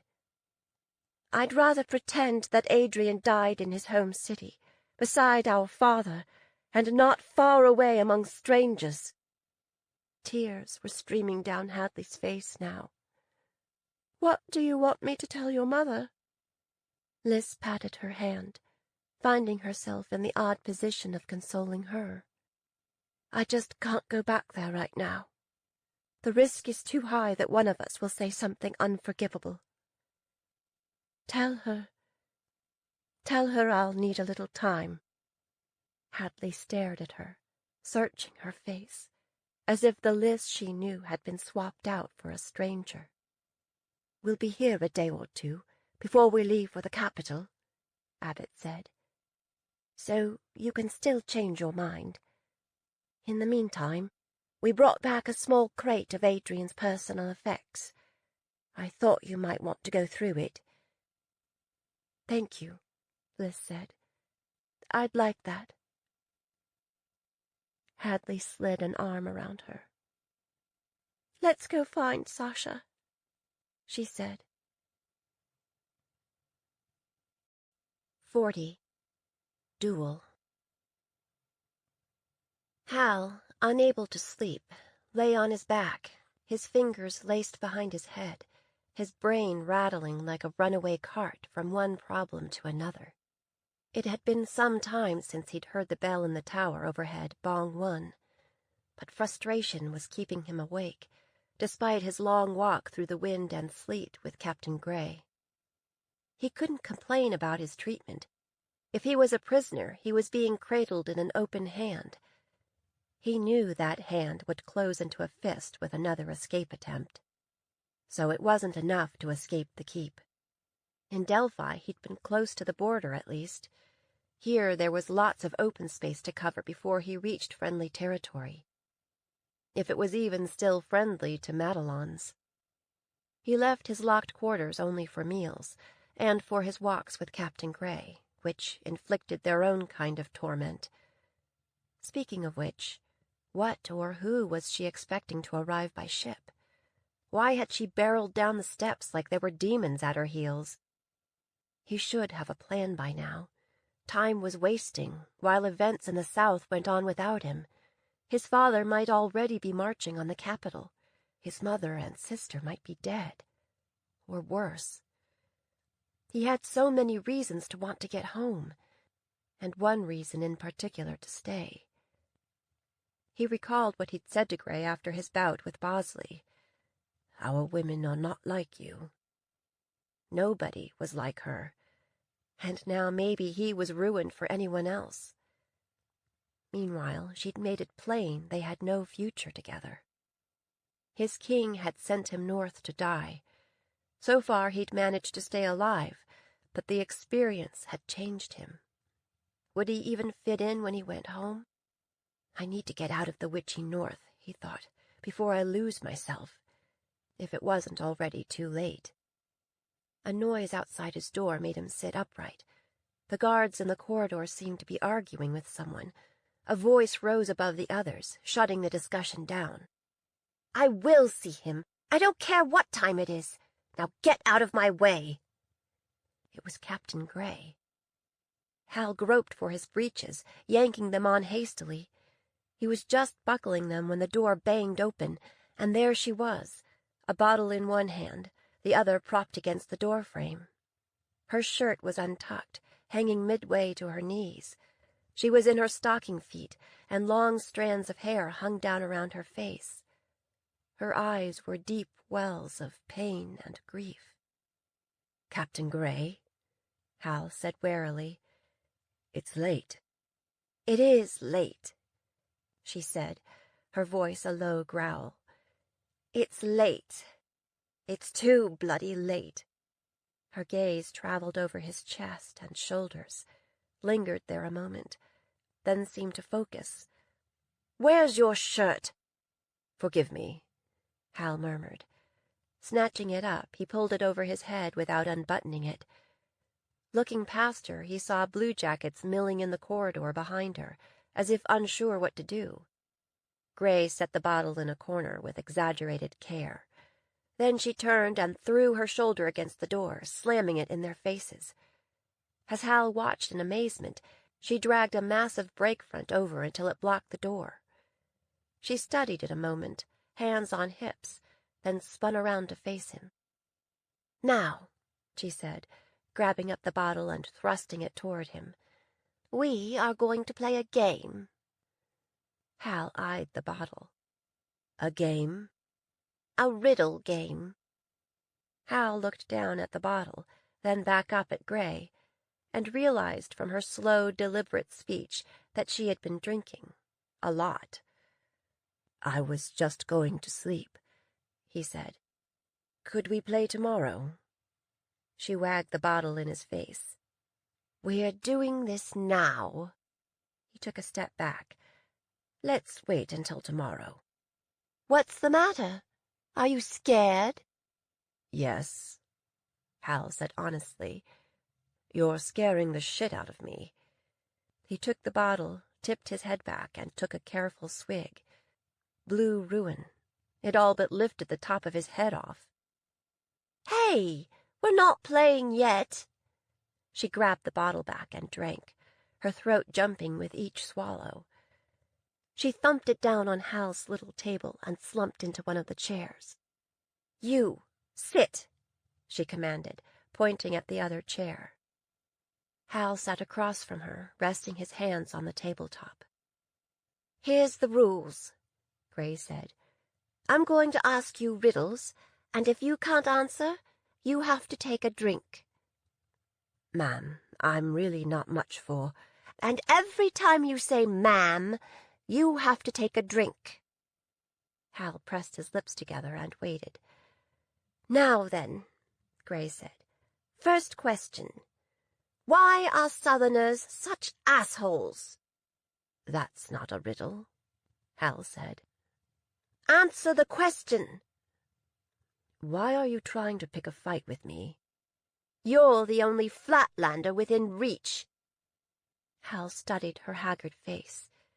In truth, she looked like she'd been run over by a team of horses. He'd seen that expression before, on some of the men in his command.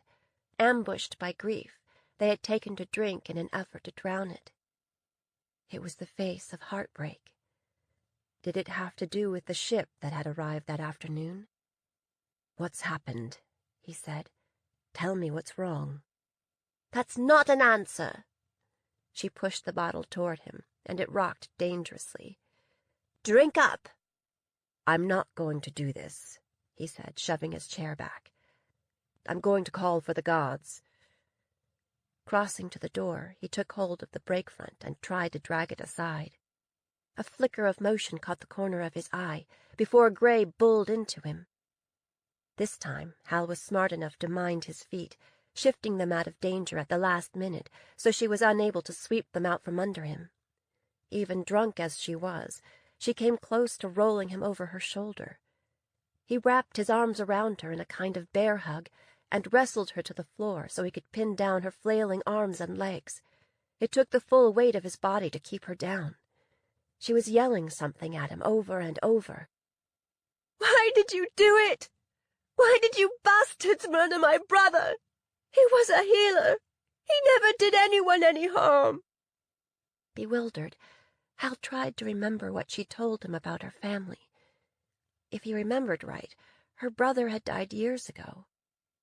Sometimes drink will surface long-buried hurts, like corpses floating out of a flooded graveyard.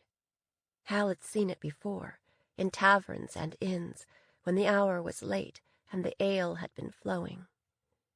"I'm sorry about your brother," Hal said. "Too many people have died in this war. People we can't afford to lose." Sorry doesn't bring him back, Gray said, her voice hitching. She'd stopped struggling and now lay on the stone floor, limp and weeping. "I know," he murmured. "I know." He didn't know exactly, but he could imagine how he would feel if the war took Harper and Robert from him. Though, just now, they seemed more at risk from his own king than from the enemy they were supposed to be fighting.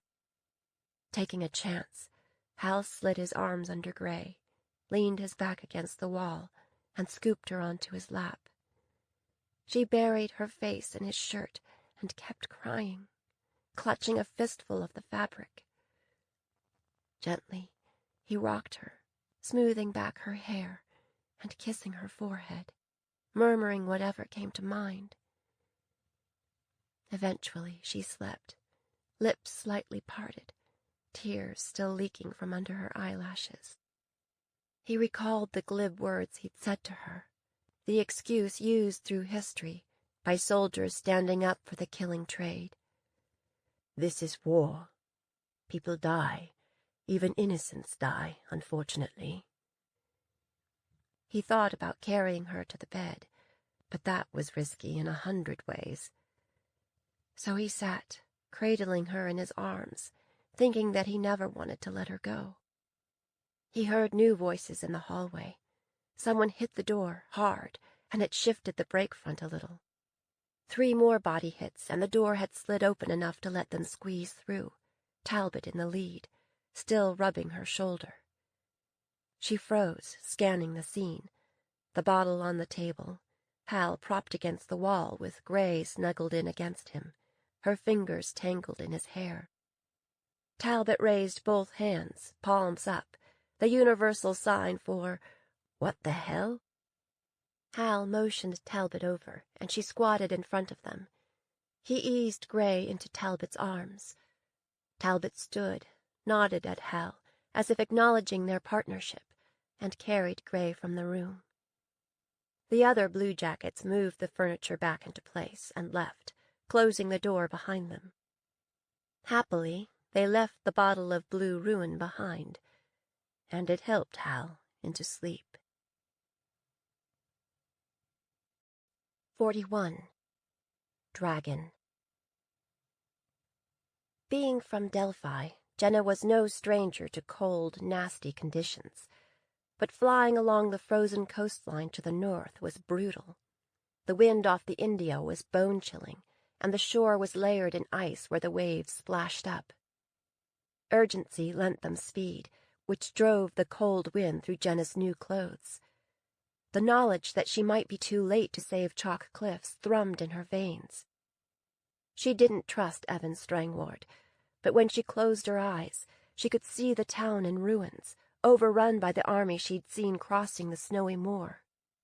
She believed him when he said that if Celestine won a foothold on these shores, it was bad news for both of them. She was grateful for the heat that constantly seethed beneath Flamecaster's scales. Riding Cass in these conditions was like bellying up to Britt Fletcher's stove in the dead of a Delphian winter, roasting in front, freezing behind. Ordinarily, Jenna loved night flying, soaring over sleeping villages shrouded in snow, their lights like small beacons in the darkness. She and Cass had to be careful not to fly too near the clan lodges. Dogs always seemed to sense their presence and would run along barking in their wake. "Food? You can't possibly be hungry. You had an entire sheep for breakfast." "Sheep mostly wool, not much meat." Tonight, to avoid being spotted, they flew so low that at times it felt like swimming, with walls of foam-flecked waves all around them. In their early days of flying, Cass had sometimes miscalculated, and they would end up plunging into freezing seawater. These days, that was rare. As they flew south, they began to hear an irregular booming sound, and Cass's flight slowed perceptibly. "Guns! Go home! Find sheep!" Jenna tightened her knees along the dragon's spine. "We need to warn them." When she and Cass argued, it was like having a debate with herself. Sometimes it was hard to sort out who was on which side. When they agreed, they were of one mind. Now they could see flashes of light along the escarpment as they approached the white cliffs of the harbor they had seen earlier. Just outside the harbor mouth, a small flotilla was firing back. They flew high, higher, so they would be only a speck in the darkness to anyone below, then swept back and forth across the battle scene several times. The ships were showing no sign of making a run-in, but simply hovered there, just out of range of the cannon on the cliffs, almost as if they had no intention of risking an attack by sea. It's a diversion, Jenna thought, so they don't notice trouble coming from the other direction. "Let's fly west." Cass banked, turned, and they soared back over the shoreline, following the road that led toward the interior. Below, they could see movement, the occasional flash of light off metal, and hear the tread of hooves in the snow that meant that a large company of riders was approaching the town from landward, staying off the road and within the cover of the forest. They must be the ones she'd seen crossing the frozen wastes on the peninsula. Now there could be no doubt about their destination. Strangward had told the truth. What to do? She had to find a way to help, to warn them about the oncoming army, but she couldn't very well land a dragon in the middle of town. By the time it all got sorted out, somebody would be dead. If Cass landed somewhere and Jenna tried to enter the city on foot, she might be too late, or worse, get caught up in the fighting. But how could they send a clear message to the town without putting themselves at risk? 42. Dreams to Nightmares. Hadley and the others left for Fellsmarch the next morning. Liz stayed behind, nursing an awful hangover. This is why I don't drink, she thought. Not much, anyway. From now on, I'm sticking to cider. And maybe ale. Except for special occasions, like when we win the war. She resisted the temptation to send Madelon to Fellsmarch with the travelers. She couldn't remember much about what happened in his quarters, The bits she did remember were a mixture of mortifying and inexplicably tender.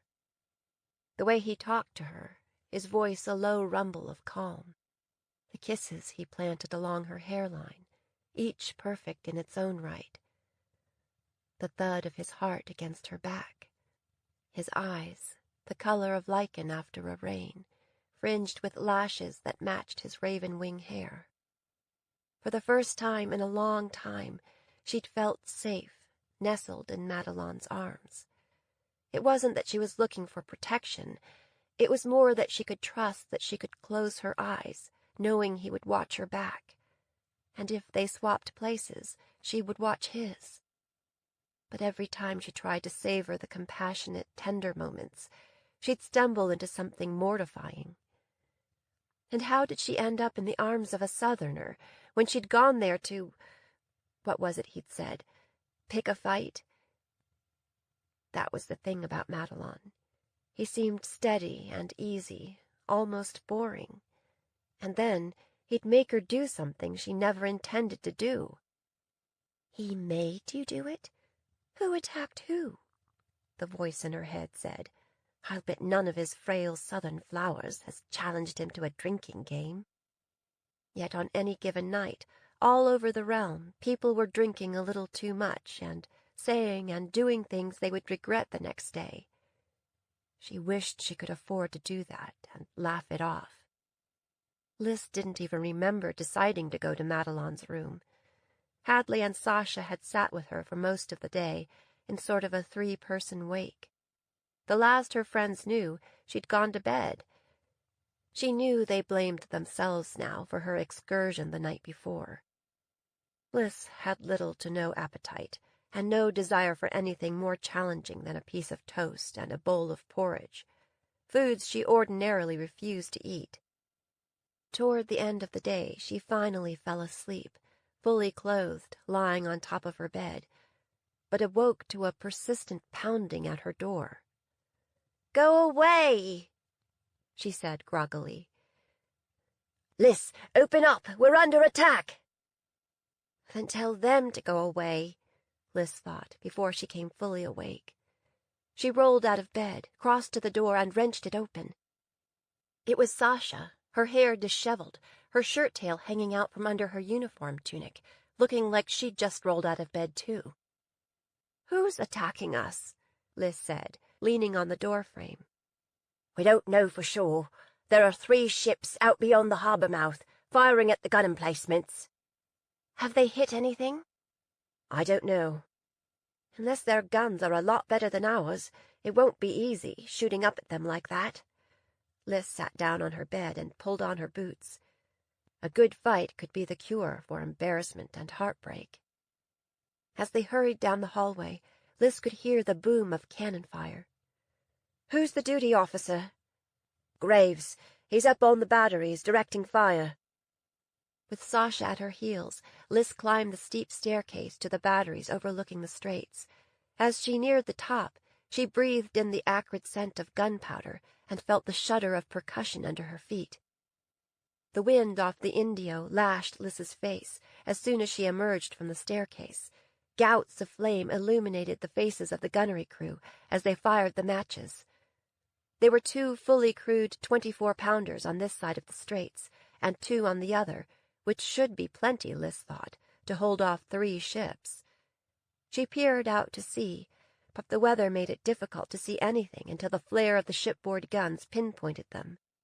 Their shots arced harmlessly into the sea, or smashed into the cliffs far below the batteries. Monroe Graves was already hoarse from shouting orders to the gunnery crew across the straits. "What's the news?" Lys asked, struggling to make herself heard over the thunder of the cannon and the howling of the wind. "It didn't take long for them to figure out our range, and they've stayed just outside of it," Graves said, "which means they can't hit us, we can't hit them. So what's the point? We all should have stayed in bed." "Who's across the way?" Lys nodded at the south side batteries. "Bosley." "Have they shown their colors?" He shook his head. "Nah, there's not much point, with them out so far." But why would they do this? They might as well dump their ordnance into the sea. Target practice, Graves suggested. Well, tell your gunners that we don't have to answer every barrage. Maybe they've got shot to waste, but we never do. We'll just keep 'em honest, that's all. A thought struck Liz. Do you have sentries deployed to make sure small craft aren't landing down below while we're distracted? Already handled, Captain, Graves said. Liz leaned her arms on the parapet, watching the bombardment and their half-hearted response. Worry nagged at her. What were they overlooking? It would help if they knew for sure who was out there. Do you have anything that might give us a little light out there, so we could get a better look at those ships? We have some incendiaries, Graves said. Even if the ships are out of range, we can shoot 'em high, and they might go off close enough to light them up. Let's do that, but wait for my go-ahead. Liz found Sasha among the soldiers at the cliffside. Sasha, where's Matalon? Is he in his quarters?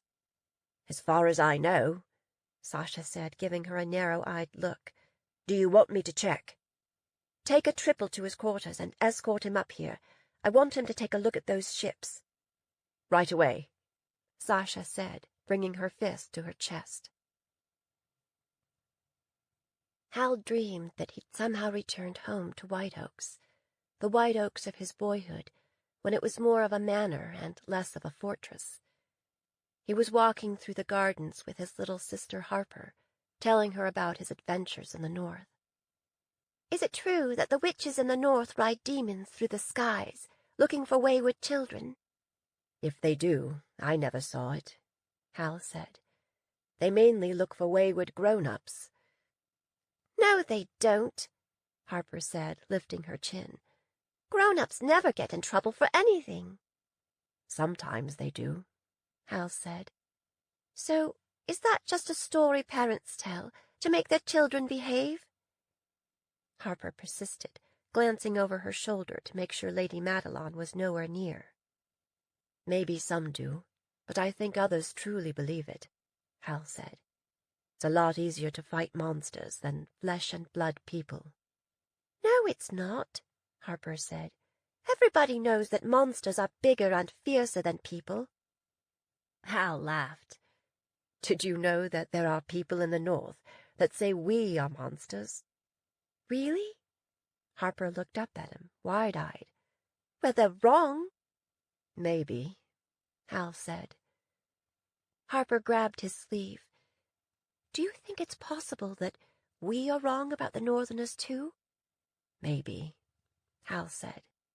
A clamor of metal on metal yanked him out of his well of dreams.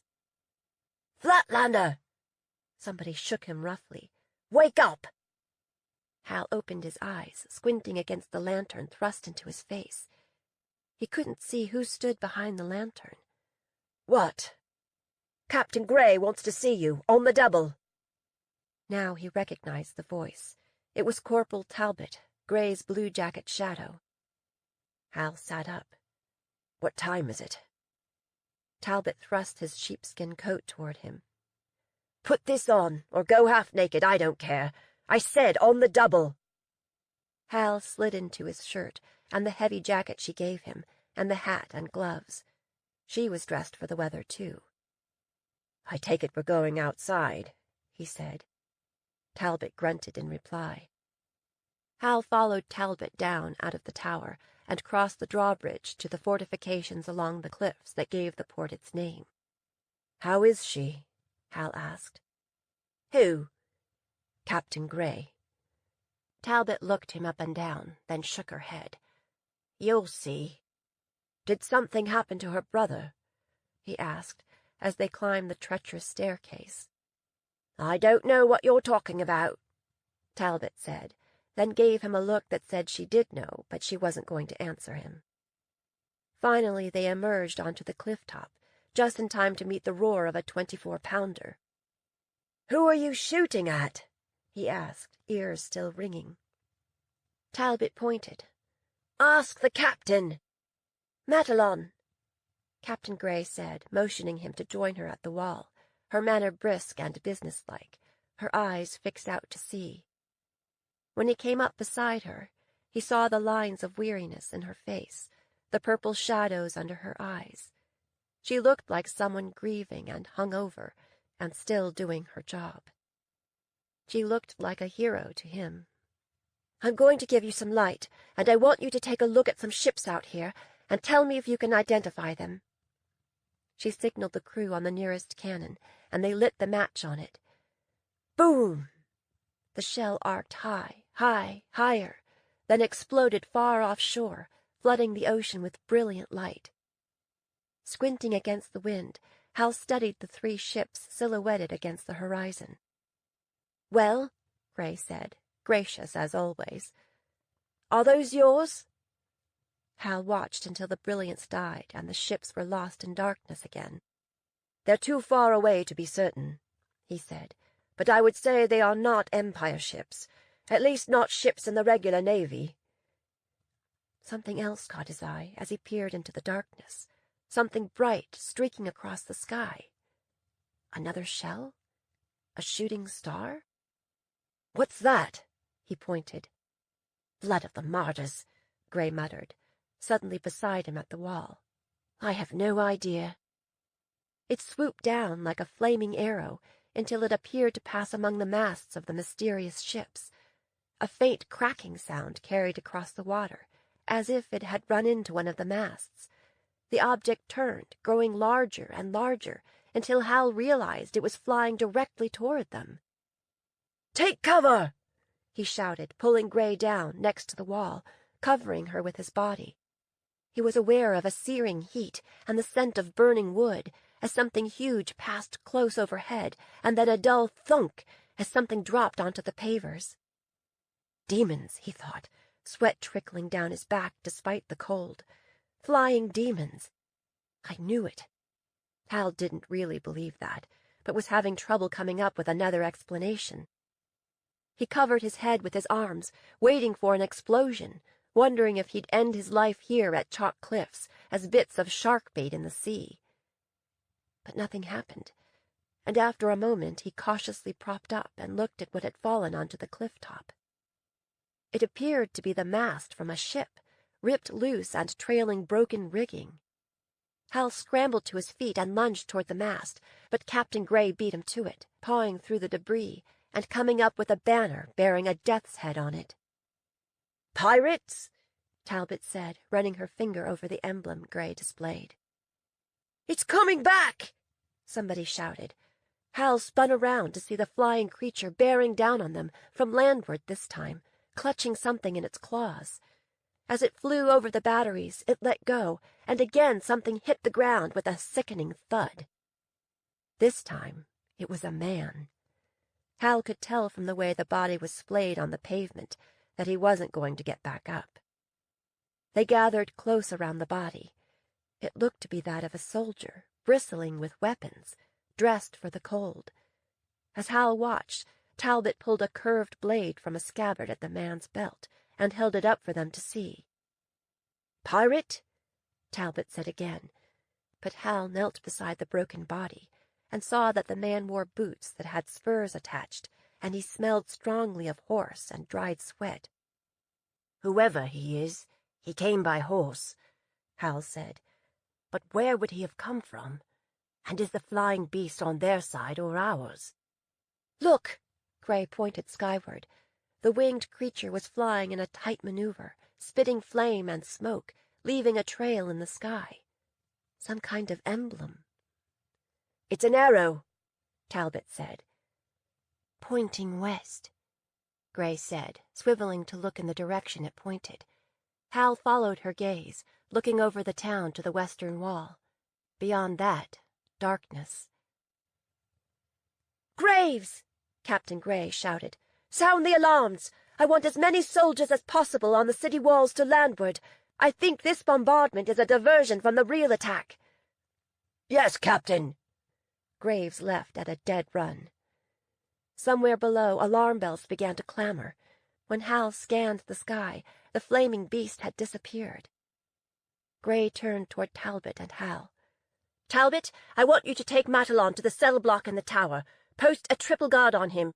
If it turns out that our visitors are coming after him, I'm not going to make it easy." "But, Captain, I could help," Hal said, frustration boiling up in him. "I told you, those aren't Empire ships. Give me a weapon and I'll—" "Not this time, Captain," Gray said, turning away. 43. Too little, too late. It was clear from the beginning that this battle would be different from any Liz had fought before.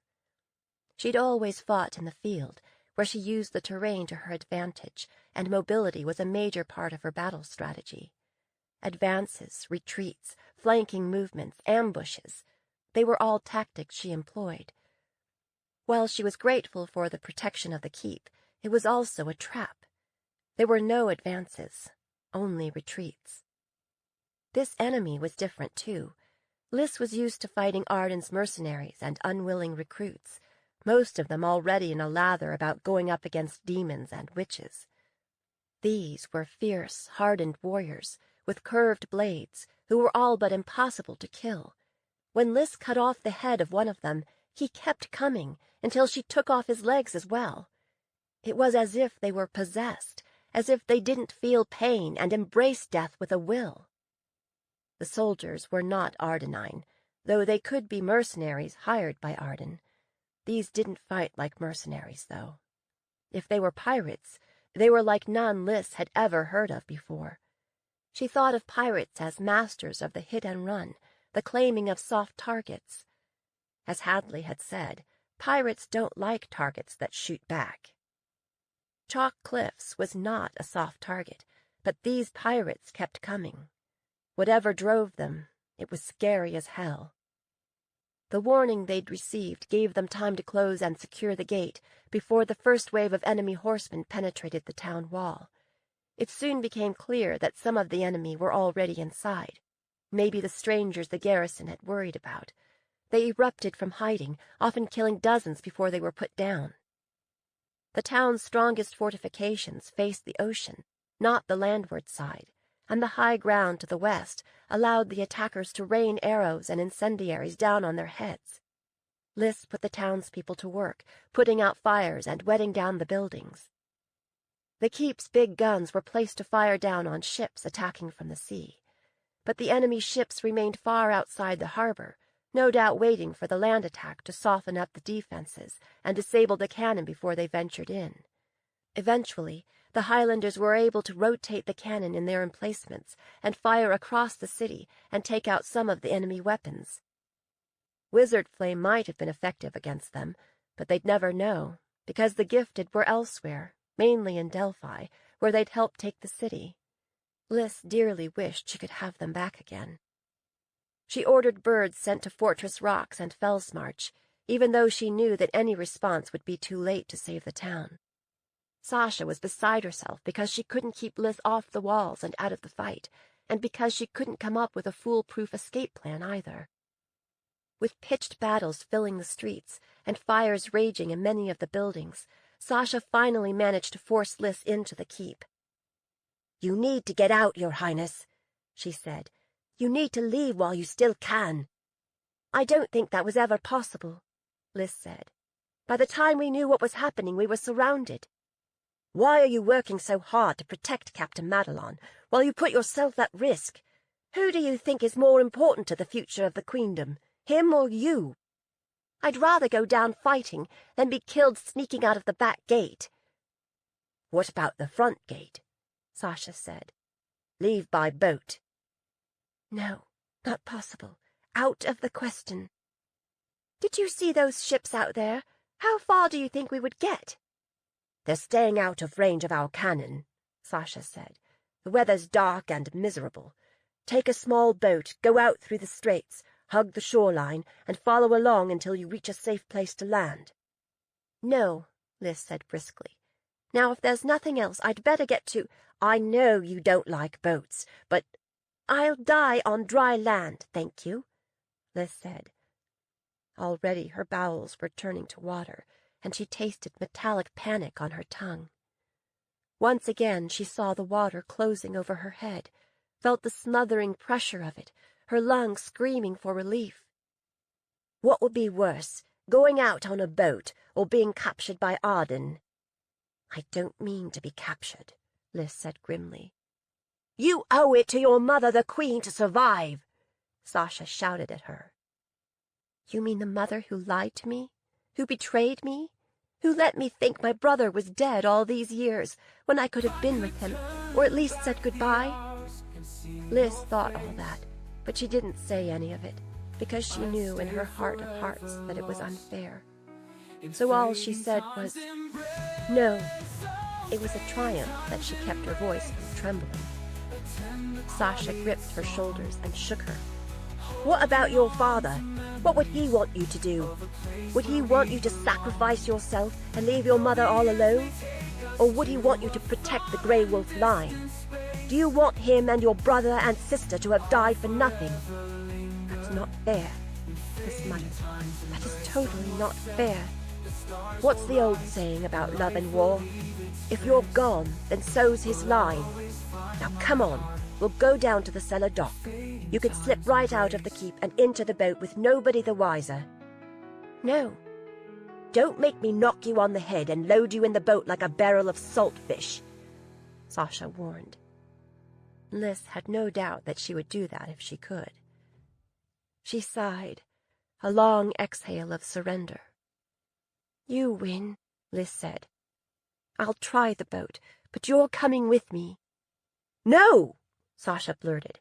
"I mean, you go ahead, and I'll follow a little later. I just need to kill a few more mudbacks, or whatever they are, and then I'll—" "I'm not going if you're not going. I'll need your help. We're taking Matalon and the busker." "What? Have you lost your mind?" Sasha's expression said that she probably had.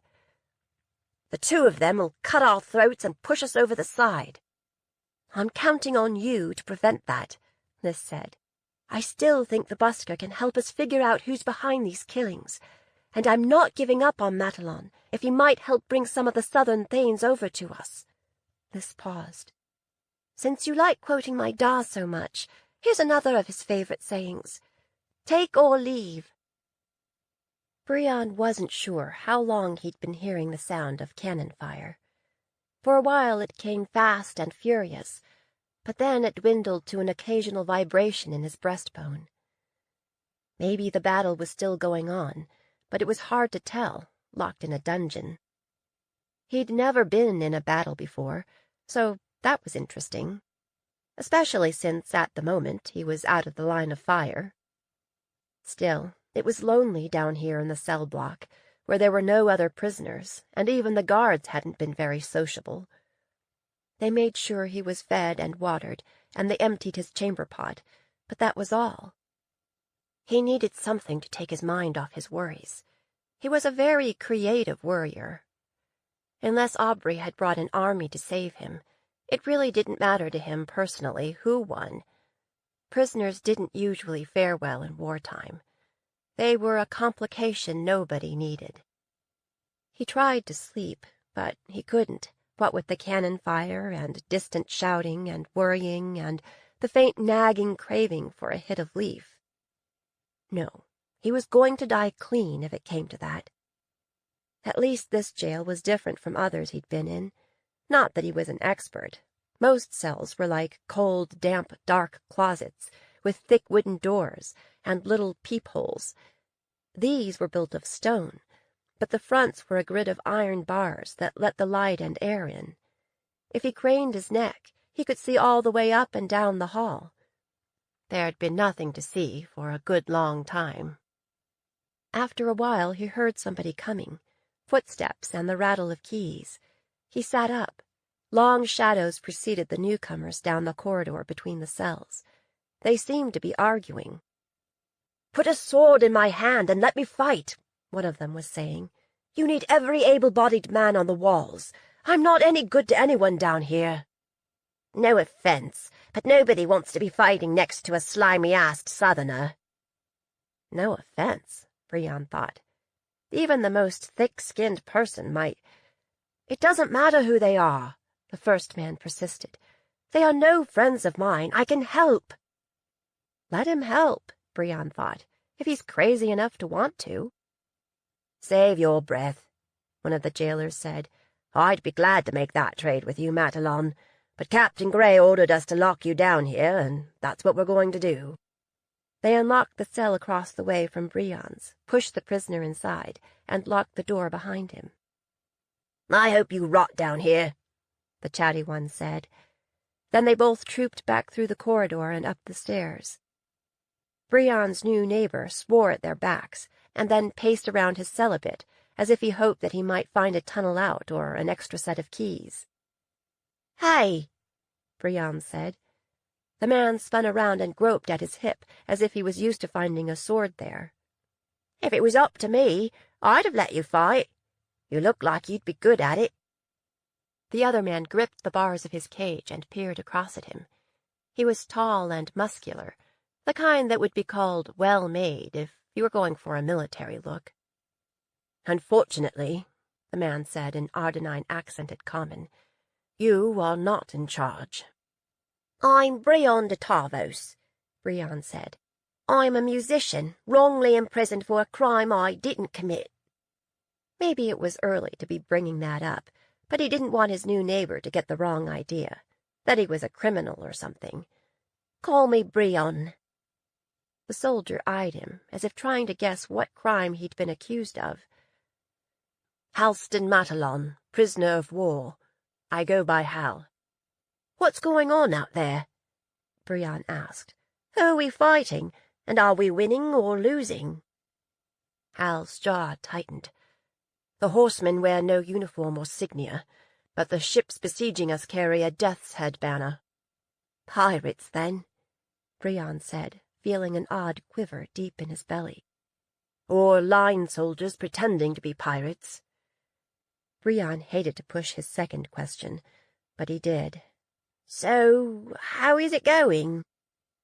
Hal shook his head. Short of a miracle, I'd say we're done for. I'm going to be on the losing end of my second battle in a month. If they won't let you fight, they can't blame you, can they? Brion thought that was a reasonable deduction, but Hal just shook his head and kept prowling, examining the places where the bars met stone, maybe hoping for a gap he could wriggle through. With those shoulders, though. They are pretty well built, these are, Brion said, slapping his palm against the bars. Not that I'm an expert, being law-abiding and all. After pacing and muttering a while longer, Hal finally seemed to give up, and he sat down, slumping against the wall. What is it you're accused of that you didn't do? He said. Brion guessed that Hal really didn't care, that he was just being polite, but it was nice of him to ask. They think I conspired to kill the Princess Alyssa, he said. Hal turned his head to look at him. You? Brion nodded, unoffended. Hard to believe, isn't it? Why do they think it was you? Well, it's true that I was there when it all went down, Brion said, but I had no idea what was going to happen. The princess keeps coming down here and trying to get me to finger the people behind it, but I can't tell her what I don't know. That got Hal's attention. The Princess Alyssa was here? Brion nodded. Still is, as far as I know. She couldn't be here, Hal said with conviction. We're all going to be slaughtered. Brion was finding out that Hal was a pessimistic sort. She's a tough military kind of princess. She's probably out there in the thick of the fighting. Brion paused, and when Hal kept frowning and studying on it, added, I mean, it's possible she left. Last I saw her was dinner time yesterday. Yesterday? But why haven't I seen her then? Brion shrugged. Don't feel bad. She's a busy person, and I guess she has to focus on the important prisoners. Maybe there's nothing she wants to pry out of you. Hal chewed on this a while, then straightened a little and said, This princess, what does she look like? Well, she's very tall and long-shanked, with hair the colour of pale caramel. Lately she's had it done up in a fat braid with saints and martyrs. Hal swore, glaring up at the ceiling. Why didn't I see it? So you have met her? Hal nodded. He had the stricken face of a man who's looked back along the path he's on and discovered he's been walking on very thin ice, with no way to go back. You know what always helps when I... Brion's sentence trailed away as he heard quick footsteps approaching and the rattle of keys. He stood, craned his neck, and peered down the hallway. It was Her Highness with Sasha, grim looks on their faces, bags slung over their shoulders, and armed to the teeth. Sasha unlocked the door to Brion's cage and tossed the keys to Her Highness so she could do the honors for Hal. Hal kept staring at the princess, like she might strip off a mask and turn into somebody else right in front of him.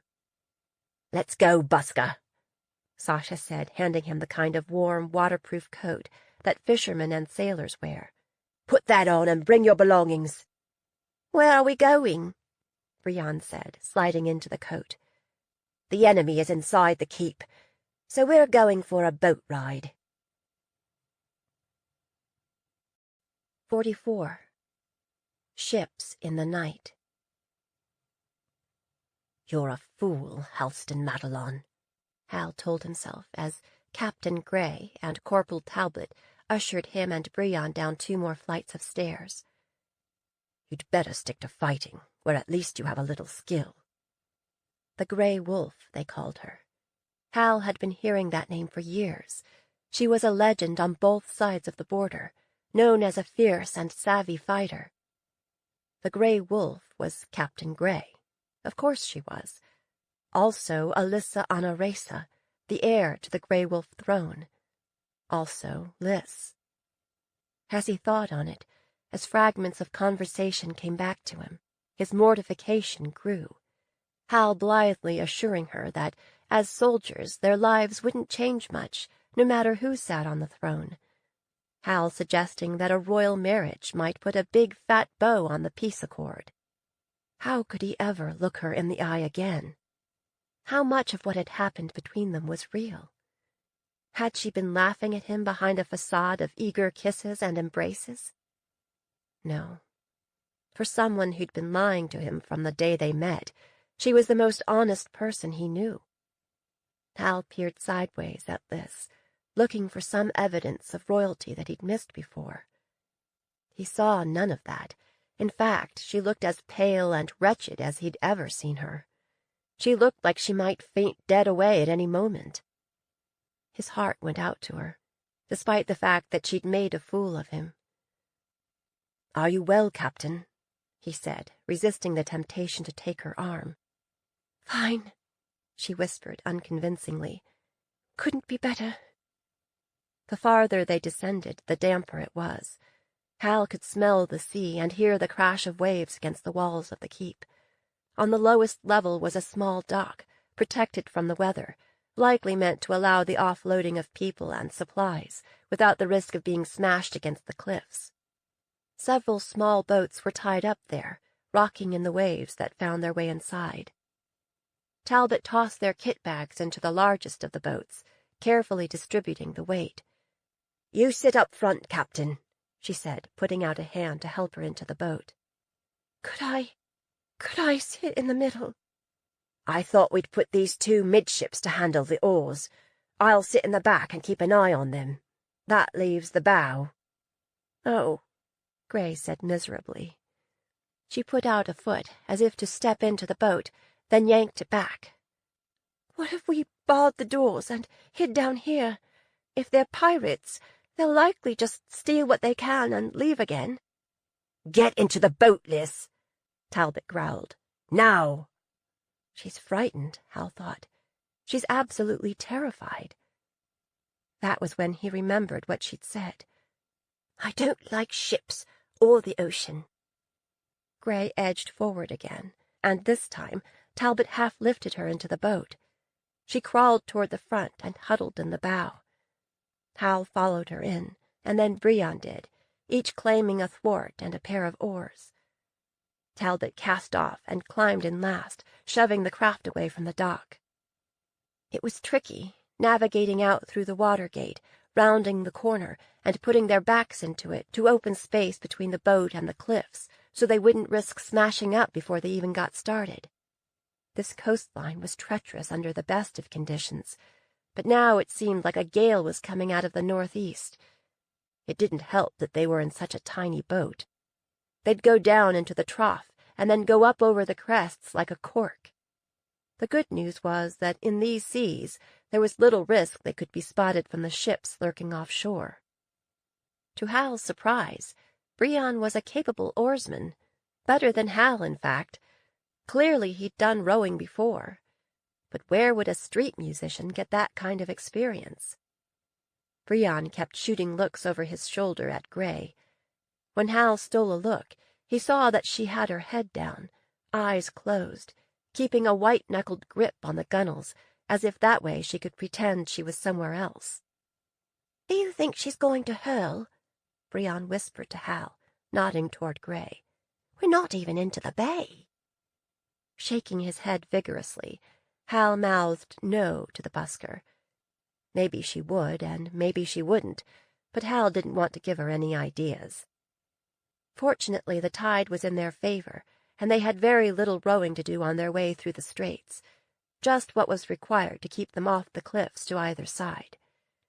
He could still hear the boom of cannon from the cliffside batteries and see the ruddy flashes on the horizon that he knew was answering fire from the enemy ships. Hal tried to look up to the top of the cliffs, slitting his eyes against the rain and sleet to see whether anyone was still fighting up top. He couldn't tell. Already his shoulders were burning, protesting against the unusual strain after weeks of idleness. They were close to the exit into the open bay, and now Hal could hear waves crashing against the cliffs ahead. Talbot stood in the stern, guiding them by screeching when they seemed likely to ram into the rocks. Finally, they were around the corner and pulling against the force of the flowing tide. Their little craft rocked wildly in the currents, and he could hear something rolling on the floor under his feet, and Gray whimpering behind him. Eventually, as they left the straits behind them, the rocking eased. It was still rough, even in the bay, but manageable between him and Brion. They followed the coast to the northeast, hoping they could get out of the bay without venturing close enough to the enemy ships to be spotted. It was, all in all, a long, miserable night. They almost capsized when they left the bay for the open sea, but managed to ease around a point of land and into the shelter of the shoreline again. Hal transitioned from burning pain to a kind of numb acceptance, his body reacting automatically to the demands of the oars, while his mind strayed to the possibility of escape.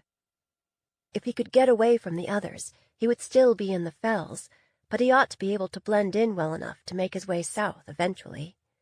Assuming they landed someplace close enough to civilization that he didn't die of exposure before he found shelter. At some point during the night, Brion slumped from his seat and into the bottom of the boat, overcome by exhaustion. Without a word, Captain Gray scrambled back, seized his shoulders, and pulled him forward, draping him over the thwart so he wouldn't drown in the water sloshing in the bottom of the boat. Draping an oilskin over him, she replaced him on the forward set of oars. For a princess, she's not much of a complainer, Hal thought. This was somehow reassuring, that the fierce Felsian captain he'd fallen for was still there. At least this way it'll keep her blood moving so she doesn't freeze to death. Finally, toward morning, the storm abated, and they found a little inlet to shelter in.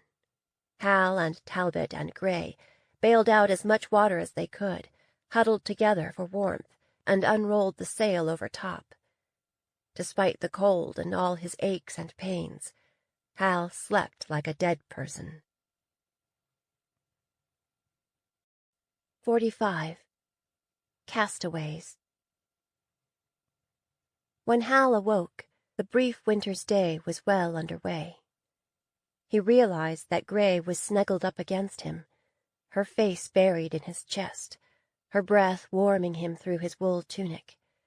One long leg was thrown over his hip, and, anyway, there was no more sleeping after that.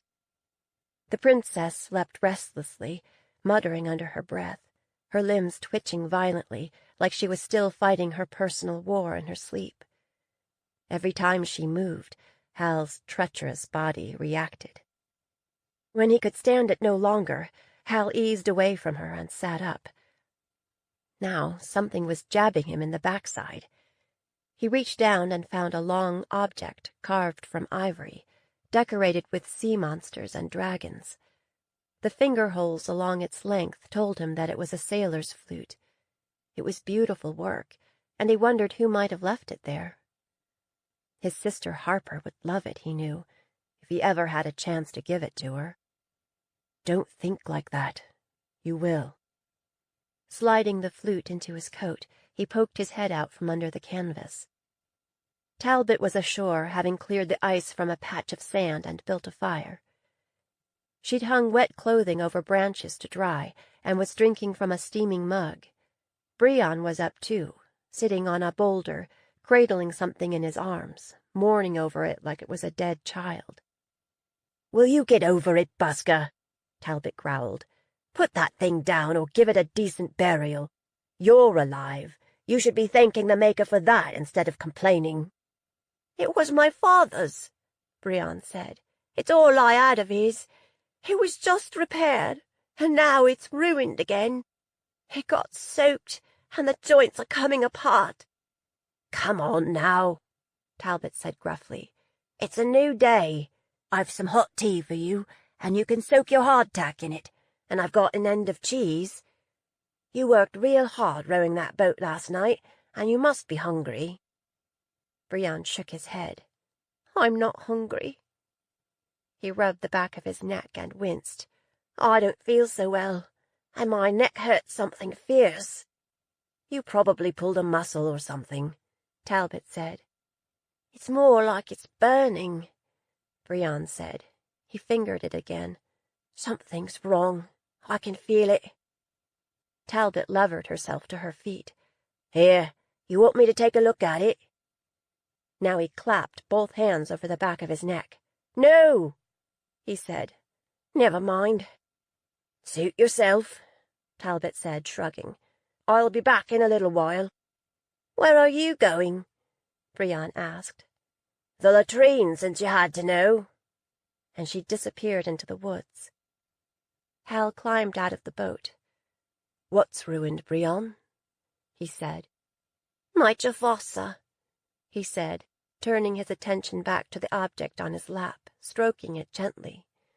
"Talbot took it on the boat, and now it's ruined." Hal squatted next to him. He was no expert, but it looked beyond repair. "I never heard of that, a Jafasa." "It's a musical instrument from Carthus," Brion said, blotting his eyes with his sleeve. "My father taught me to play." "Your father's gone now, I take it," Hal said. Brion nodded. Talbot was right.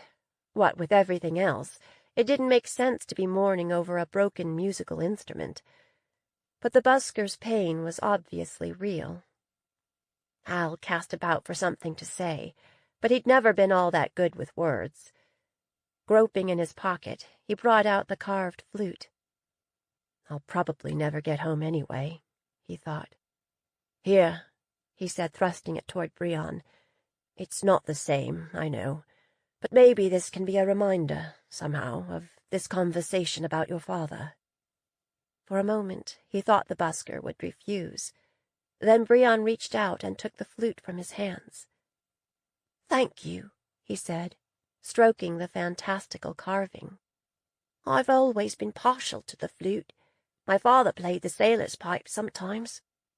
Looking a little brighter, he tucked it away in his bedraggled coat and took a trip to the woods himself. Even though it looked hopeless, Hal rewrapped the Jafasa in its oilskin and found a spot for it in the boat. He didn't want to get the busker's hopes up, but maybe something could be done with it when they reached safety. "It's late! Why didn't anyone wake me up?" Gray clambered out of the boat, all but tipping it over, and waded to the shore. She scanned the beach and, apparently seeing that they were unsupervised, said, "Where's the busker? And Talbot?" I'm right here, Talbot said, emerging from the trees, followed by Brion. Nobody's going anywhere. You can't walk more than 100 paces in any direction without running into a cliff. The only way out of here is the way we came in. Then we'd better be on our way, Gray said, scanning the cliff tops above them. We'll find a place to put in where we can find a path inland.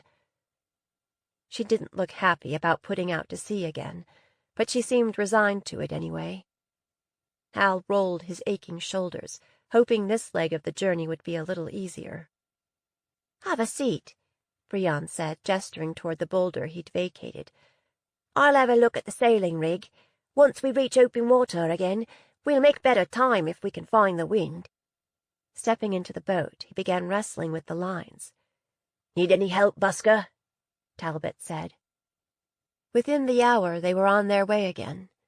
Once they'd eased out into the bay, Brion hoisted the sails. Hooking his feet under a center cleat, he held the tiller in one hand and the lines in the other, ducking under the boom as if he'd spent his whole life lashed to a mast.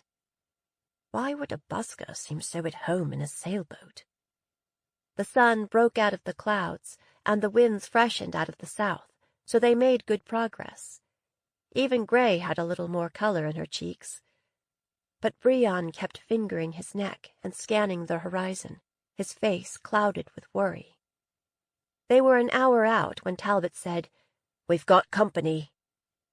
It was a good-sized ship, running parallel to the shore, and it was rapidly closing the distance between them. "Maybe," Talbot said, "it's one of ours." But she didn't sound hopeful. From the looks of the ship, Hal guessed she was one of the vessels they'd seen outside the harbor at Chalk Cliffs. "How did they find us so quickly?" Hal muttered. "It should have taken them a day or two at least." "What I don't get is why they would leave off sacking the city to come after us," Gray said, studying the busker, narrow-eyed, as if he might have the answer. Brion just stared at the ship with a bleak expression, as if he was looking death in the face. The boy was a puzzle, but it wasn't Hal's to solve. When he looked toward land, he saw that they'd left the high cliffs behind, so the shoreline here was a little more accessible. Still, he wasn't optimistic. They had no gear, no horses, no food. It was likely they'd be hunted down before they could get any distance from the shore. "Let's find a place to land," Talbot said. "Once we're ashore, hopefully we can find a hidey-hole and they'll give up." "They won't give up," Brion said, adjusting the mainsail in order to capture a little more wind, and scrambling from one side of the boat to the other as they came about. "Well, you're Mr. Cheerful, aren't you?" Talbot said, forcing a laugh. "Can everyone swim?" the busker asked abruptly. Everyone nodded but Gray, who turned the color of green foam. "Don't worry," he said. "You won't have to swim far." He leaned forward, talking fast and persuasively. "If we land, they'll know right where we are. So here's what we'll do. See that rocky point up ahead? I'm going to bring us as tight into there as I can. When I give the word, the rest of you are going to slide out of the boat and swim for shore, and I'm going to sail her on a little farther before I abandon ship. Hopefully they'll follow the boat." "But then they'll catch you," Talbot said. "Maybe he wants to be captured," Gray said. They all turned and looked at her. "Maybe our pirates are in league with the busker," she said, nodding toward the enemy ship. "Maybe the attack on the keep was an effort to free him." Brion stared at her, momentarily losing track of the sails, which spilled air and began flapping. He jerked a thumb seaward. "You think I've got an army and a shipload of pirates at my beck and call?" Gray rolled her eyes. "Doesn't anyone else think it's odd that a busker climbs into a jolly boat and magically turns into a sailor?" Brion laughed bitterly. "I'll tell you right now, nobody's got my back. I landed in Fellsmarch with 3 friends, and now 2 are dead, and the 3rd disappeared. These days, if I got all my friends together, they'd be lucky to fill a privy." "Really? I used to have a family, busker, and now it's down to my mother and me." "Fine," Brion said. I confess, you nailed me. It's just an elaborate scheme to escape. Could we talk about this later? Hal said. They'll be on top of us before we know it. If we're going to do something other than surrender, we'd better do it now. Brion lunged across the boat, grabbed the lines, shoved the tiller, and they came about so they were slanting toward the point. Do whatever you want. I'm going on in, before they get close enough to count heads. I'll say the word when we're as close as we're going to get, and that's when you jump. He glanced back at Gray. I promise that if I survive, I'll turn myself in and submit to the Queen's justice. Madeline, Gray said. Hal leaned toward her. What is it? To his surprise, she gripped his shoulders and kissed him, hard and thoroughly, while everyone else in the boat gaped at them. In case this is goodbye, she said. I'm sorry about a lot of things, but I'm not sorry that we met. I've learned a lot, and... She swallowed hard, and tears spilled down her cheeks. I'm just sorry that we had to meet as enemies. It's not goodbye, Hal said stubbornly. By now, it was shallow enough that Hal could see rocks coming up under the wind-ruffled surface. The buster loosed the sails, dumping out air, slowing their forward progress. Everybody ready? When just a few yards of turbulent water separated their boat from the point, he shouted, Now! Hal rolled over the side and into the stunningly cold water. He kept his head under water as he took a few strong strokes toward shore. The next thing he knew, he was running up against the rocks in the shallows. Though he wanted nothing more than to haul himself out onto dry land, he came up for a breath, then submerged again, holding his breath so as not to be spotted before the jolly boat got well away. Finally, he broke the surface, gasping, and looked seaward. Their little boat was already far to the north, racing along the shoreline under full sail. The enemy ship had turned north with it, following along parallel in the deeper water. Hal crawled out of the water and onto the shore, scraping his hands and knees on the rocks. He spotted Talbot a short distance away on hands and knees, coughing out seawater. He looked up and down the point. Where's Captain Gray? He said. I haven't seen her since I jumped out of the boat, Talbot said. I all but drowned in these currents. The bluejacket pushed to her feet, shaded her eyes, and surveyed the shoreline, then scanned the waves that smashed diagonally into the rocks. Liz! She cried. Liz, where are you? Answer back so I can get a fix on your location. But there was no response. Hal looked down the shoreline in the direction the current was running, but saw nothing. Brion de Tarvos and the pursuing ship had rounded a bend and were out of sight. I should have kept a hold on her, Talbot said, a quiver in her voice. Or we should have stayed with the boat. This is my fault. I know she's afraid of the water. Maybe she just got swept farther down the beach. Let's follow the shore and maybe we'll find her. But what if she comes here looking for us, and we're gone? Talbot said. We could split up, Hal suggested. When Talbot glared at him, he added, Would it help if I gave you my word of honor that I won't try to escape? We stay together, Talbot said. Let's go. 46. Beach music. You were supposed to jump off the boat, Brion said, looking over his shoulder to where Her Highness cowered in the stern. I was going to, she said, teeth chattering. I really was, but I changed my mind. With that, she finally let loose and spewed over the side, then hung there, arms draped around the oarlocks, head down.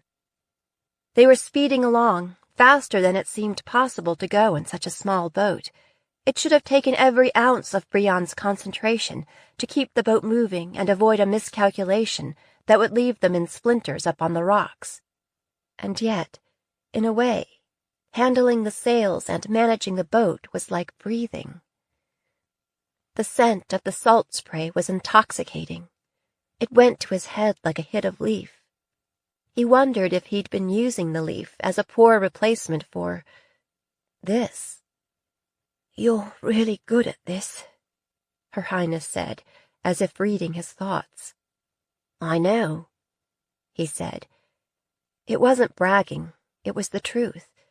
It was just the latest in a long line of surprises, good and bad. On the other side of the ledger, the mage mark on the back of his neck. Right now it burned like fury. He didn't remember it ever doing that before. "How did you learn to sail?" "I don't know," he said, "but you should have jumped when you had the chance." "I didn't want you to get away," she smiled weakly. Dread rose in his throat like black bile, and he swallowed it down. He'd never been one to barf aboard ship, and he wasn't going to start now. "In fact, you did want me to get away," he said, "as far away as possible. They'll murder you." He nodded toward the ship. "Your friends?" He shuddered. "They're not my friends." "Who are they?" "I don't know."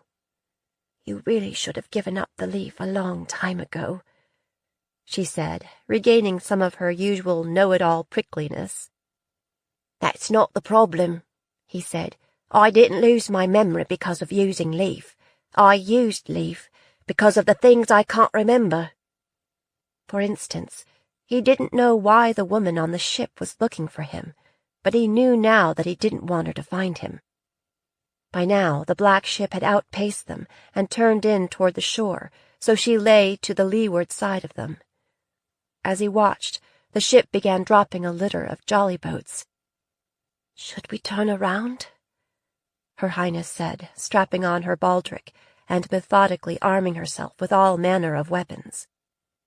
"Won't do any good, strong as this sea is running. It's time to go ashore and hope we can give them the slip. Can you get on the oars again?" Without a murmur of protest, she edged forward to the rearmost thwart and began pulling with a will, as if anything that got her onto dry land quicker was worth the sweat. "Now," he said, "as soon as we run aground, jump out and run, and don't look back. If we split up, maybe one of us will get away." She grunted, which left him in the dark as to what she'd actually do. But when they hit the shallows, she vaulted over the side of the boat and took off running, disappearing into the jumble of broken rock that lay between the beach and the mountains beyond. Good, he thought. That was one worry off his plate. Maybe she hated him, but he didn't hate her. He felt bad about what had happened to her family.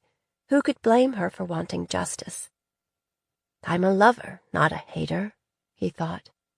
2 boats were pulling hard for the shore, closing in on him. Now what? He took off in a different direction than the princess had gone, threading his way into a labyrinth of rock so that he couldn't be spotted from the water. He got to a point where he had to begin climbing, trying to find toe-holds, reaching, gripping stone, pulling himself up. Eventually, he came to an overhang and he could go no farther. So he settled onto his perch, huddling deep in his coat, and waited. Soon he heard voices from the beach, so he knew the boats must have landed. After another little while, he heard the voices moving closer, felt the mage mark on the back of his neck burning, burning, burning. Something about the lay of the land funneled voices up to him. He heard a woman's voice, as warm and intoxicating as hot buttered rum. "It's this way. We're getting close now." He could hear the excitement in her voice. And then another voice, one he recognized, high and anxious. "You won't hurt him, right? You said you wouldn't hurt him. You're just going to take him back home on your ship." It was Aubrey. And then the first voice, larded with sorcery. "Of course," she said. "That was the bargain, wasn't it? I am going to take very good care of your mage-marked friend." For one hopeful moment, Brian wondered if the story he'd made up was true, if Aubrey was bringing an army to save him. But no, He knew in his heart of hearts that wasn't Aubrey's style, that she could never pull that off. In his heart of hearts, he knew that it meant that she'd betrayed him. Just for a moment, then, he put his head down and surrendered to despair. "We'll be fine," she'd said. "I'll get my game going as soon as we get to Baston Bay." Was this why she'd talked him into returning to Baston Bay? Was he the prize in the new game she had going? "I was loyal to you, Aubrey. I wouldn't give you up to Her Highness and her crew, even when they threatened to torture me. Point of correction, Your Highness," he added. "Actually, I have no friends at all." He slid forward on the ledge so he could peer over and look down on the way he'd come. Eventually they came into view, a crowd of pirates or warriors with purple-blue auras. At the head of the band, a tall woman in glittering armor, her silver hair snaking around her head, one hand clamped around Aubrey's arm. Her aura was blue-white, so brilliant that he had to squint against it. She was young, though, younger than he'd expected. Aubrey wasn't small, but she seemed very small in that company. She was dressed in the clothes she'd been wearing when he'd last seen her. So maybe she hadn't cashed in yet. When they reached the bottom of the steepest climb, the mage looked straight up at where Brion lay hidden, his mage mark rekindled like a flame against his skin. Now that she was closer, he could see that her silver hair had two broad streaks in it, one gold, the other blue. "He's up there," the mage murmured to Aubrey. "Call him down." "Brion!" Aubrey called, looking in his general direction and waving her hand. "Hey, Brion! It's Aubrey! Come down here! I've brought help!" Brion said nothing. Maybe the mage suspected he was up there, but he wasn't going to open his mouth and leave no doubt. "I was crazy worried when you was in prison," Aubrey said. "I couldn't figure out a way to get you out, and here you got out on your own. I can't wait to hear how you done it." Brion said nothing.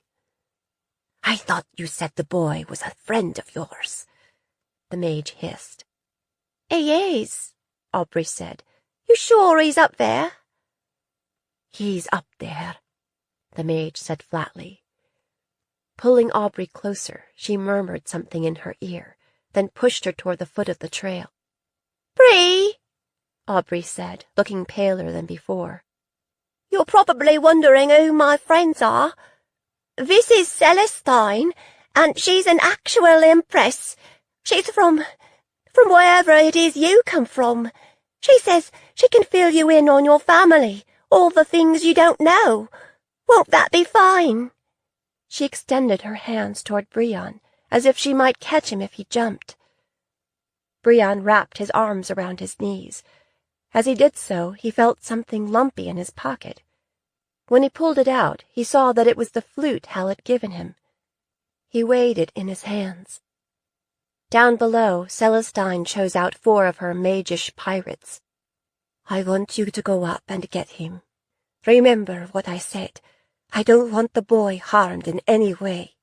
Anything happens to him, you'll regret the day you were born." Her concern should have been reassuring, even heartwarming maybe, but it wasn't. She's like the weather on the Indio, Brion thought, fair to stormy in the blink of an eye. Now he heard the warriors toiling up the trail toward him. When he peered over the edge, he could see them. Already they were nearly halfway up, but they'd reached a difficult overhang. As he watched, one of them detached a grappling hook from his belt and side-armed it, aiming it just above the spot where Brion was hiding. It clanged against the rock, then caught and held, the rope dangling down out of sight. Moments later, the rope went taut. They were climbing. Right. Pirates carry grappling hooks, don't they? Just his luck. Reaching up behind him, he pried at it, but it was wedged in so tightly he couldn't move it.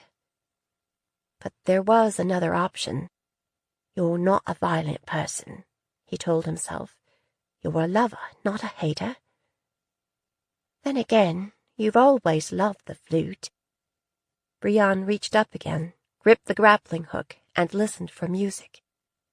A grappling hook is usually not a beloved object, so it didn't come as clearly as he would have liked.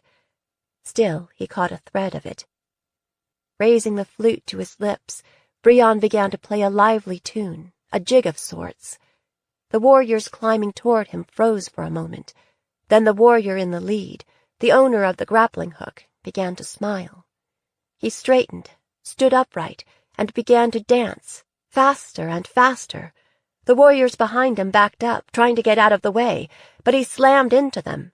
They fell, arms pinwheeling, hit the rocks once, twice, then landed on the sand. Their dancing colleague followed them off the edge. When he landed, he just lay there, his arms and legs twitching to the cadence of the tune. 3 were obviously dead. The 4th was seemingly alive, but broken. Down below, all of the warriors were moving, shuffling their feet a little. Even Aubrey, still wearing her panic-stricken expression. Only Celestine didn't join in.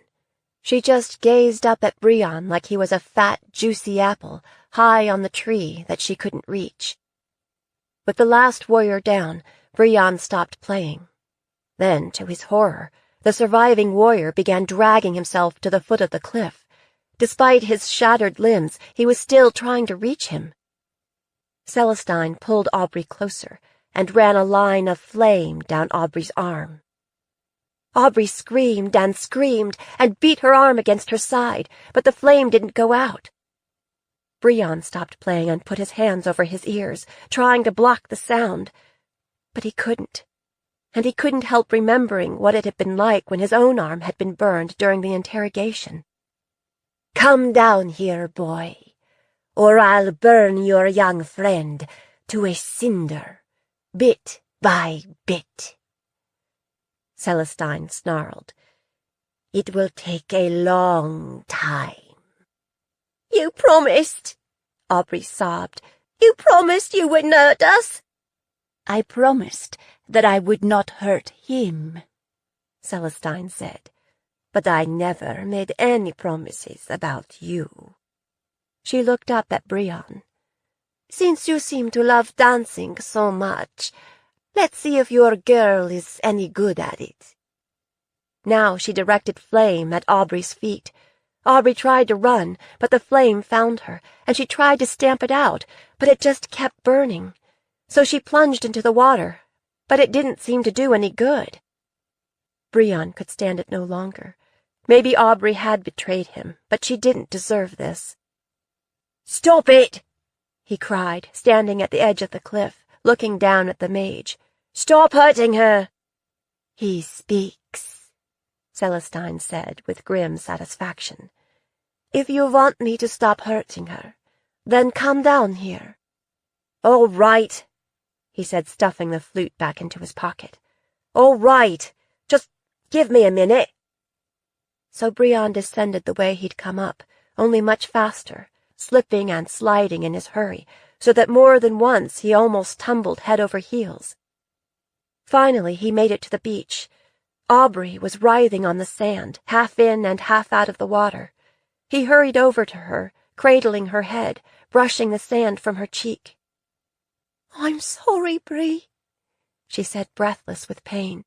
"I never meant to be a bad person, but it just happened." "Never mind," he said, trying to soothe her. He kept thinking about the fire in the dungeon at Chalk Cliffs and wondering if he could have been responsible. Finally he looked up at Celestine. "I'm here," he growled. "That's what you wanted, isn't it? Now heal her." Celestine shook her head, feigning regret. "I'm sorry, boy. There was a time I could have helped you. I no longer have that gift." "Can't you at least do something about the pain?" Brienne's voice quivered. She shook her head. "Your girl betrayed you, boy. You don't owe her a thing." When Brienne didn't respond, she extended a knife toward him, hilt first. "You can finish her if you like." Brion stood there, staring at the knife in the mage's hand through a red haze of fury and tears. As if in a dream, he heard a noise, a kind of snap. The air around Celestine shimmered and hardened. Something smacked into it, bounced off, and fell at his feet. It was an arrow. That broke Brion out of his reverie. He lunged forward, grabbed the hilt of the knife, and did his best to plunge it into the Empress's chest, but the knife slammed into the same barrier, and it flew from Brion's hand. Then 2 more of Celestine's warriors had him by the arms, dragging him back from her. 2 more thwacks, and Brion's captors staggered, staring down at the arrows sticking out of their chests. But they didn't loosen their grip any, even as their blood dripped onto the sand. Looking past Celestine, Brion could see Aubrey moving, dragging herself out of the water and across the sand toward the Empress.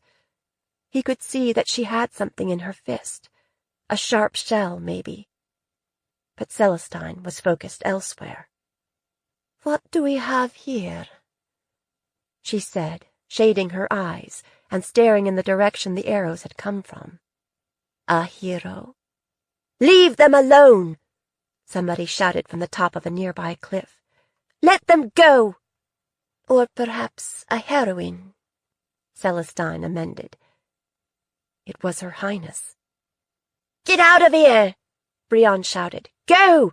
Don't be stupid!" "Maybe she can't help herself, boy." Celestine laughed. "You are, after all, a charmer. Is this some kind of love triangle?" She turned to look at Aubrey, who was halfway between the water and her target. "You know," the Empress said, "I hate love triangles." Gripping her amulet and raising her hand, she immersed Aubrey in flame. Brion tried to rip free from his captors, but they held him fast, even though they should have been dead on the ground. Aubrey came to her feet, staggered forward 1 step, 2. She stumbled back as Her Highness's next arrow found its mark, and then Aubrey went down, still burning, but now beyond Celestine's reach. Brion heard 3 more thwacks in quick succession. Another arrow clattered against Celestine's barrier. 2 more found their marks among her soldiers. "Bravo," Celestine said, as if delighted. "I could use more archers like you in my army. How would you like to join my blood-sworn guard?" "Get back in your boat and leave," Her Highness said, her voice shaking with rage. "I have every intention of doing that," Celestine said, "but not without the boy. I've gone to a tremendous amount of trouble to find him. But no worries. You can come with us." With that, she sent a bolt of flames smashing into the cliff just under the princess's position. Stone shattered, and the cliff came down, ending in a pile of rubble at the bottom.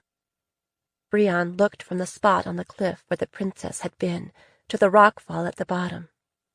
He saw nothing moving. It seemed impossible that anyone could have survived that. "It's so much easier," Celestine said to nobody in particular, "when you don't have to take them alive." She nodded to the pirates pinioning Brion's arms. "Let's get the boy aboard before any more heroes show up." 47. The water is wide. Halst and Madelon half scrambled, half fell the last 20 feet from the cliff to the beach. Even as he rolled to his feet, he knew he was too late. But that didn't stop him from charging across the sand to the water's edge and splashing a few yards into the waves. It was no use. 200 yards of gunmetal water separated Hal from the jolly boat, a gulf that grew as the oarsmen strained and pulled. The boat was already halfway to the ship that waited at the mouth of the inlet.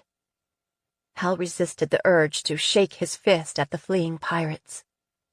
Talbot skidded to a stop beside him, spitting out a series of oaths. Shading her eyes, she glared after the boat, which by now was pulling alongside the bigger ship. "Is that them? Do you think they're aboard?" Hal shook his head. "I don't know. I'm guessing they're either aboard or dead, so maybe we should hope for the former. Is there any chance they'll be intercepted by your navy before they leave the shore waters?" Hope kindled momentarily in Talbot's eyes, then was as quickly extinguished. "I'd say it was unlikely. We just don't have that many ships, especially this far north of Chalk Cliffs. We have to focus on keeping our eastern ports open and protecting our roads and cities." She released a shaky breath. "This is my fault. It was my idea to escape by boat. Lissa's scared to death of the water. I should have listened to her." Hal was only half listening. He wished he had Lissa's glass so he could get a better look. It looked like they were lifting somebody from the jolly boat up onto the deck. Somebody who was either dead or unconscious. They winched the boat aboard, too, and hastily raised anchor.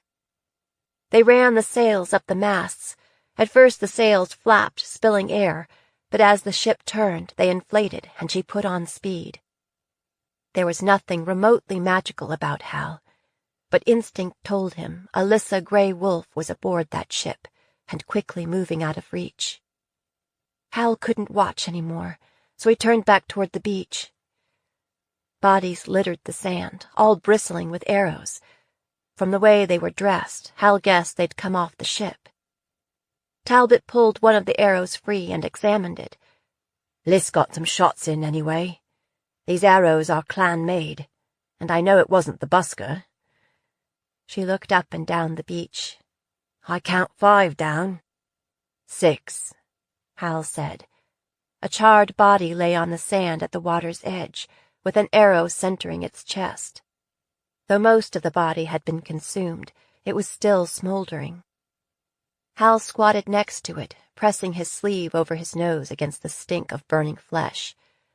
From the remains of the clothing, he guessed it was a girl, someone dressed differently from the other bodies on the beach, but not in Highlander spatter cloth. "Unless I'm mistaken, this one was done by Majory," he said, sitting back on his heels. "I've seen bodies burned like this on the battlefield." "That doesn't make sense," Talbot muttered. "Pirates using Majory?" Hal crossed the sand to where several house-sized chunks of rock littered the bottom of the cliff. He could see that it was a new fall. The edges were raw, unvarnished by wind and rain. Head-sized chunks were scattered all the way to the water's edge. Next to the base of the cliff, he saw 2 bodies, half buried in the debris. Again, warriors from the ship, maybe killed in the fall. "Careful," Talbot called. "It might be unstable. It looks like there was an explosion or something, or more Majory." Methodically, he began to root through the rubble, guarding his heart against what he might find.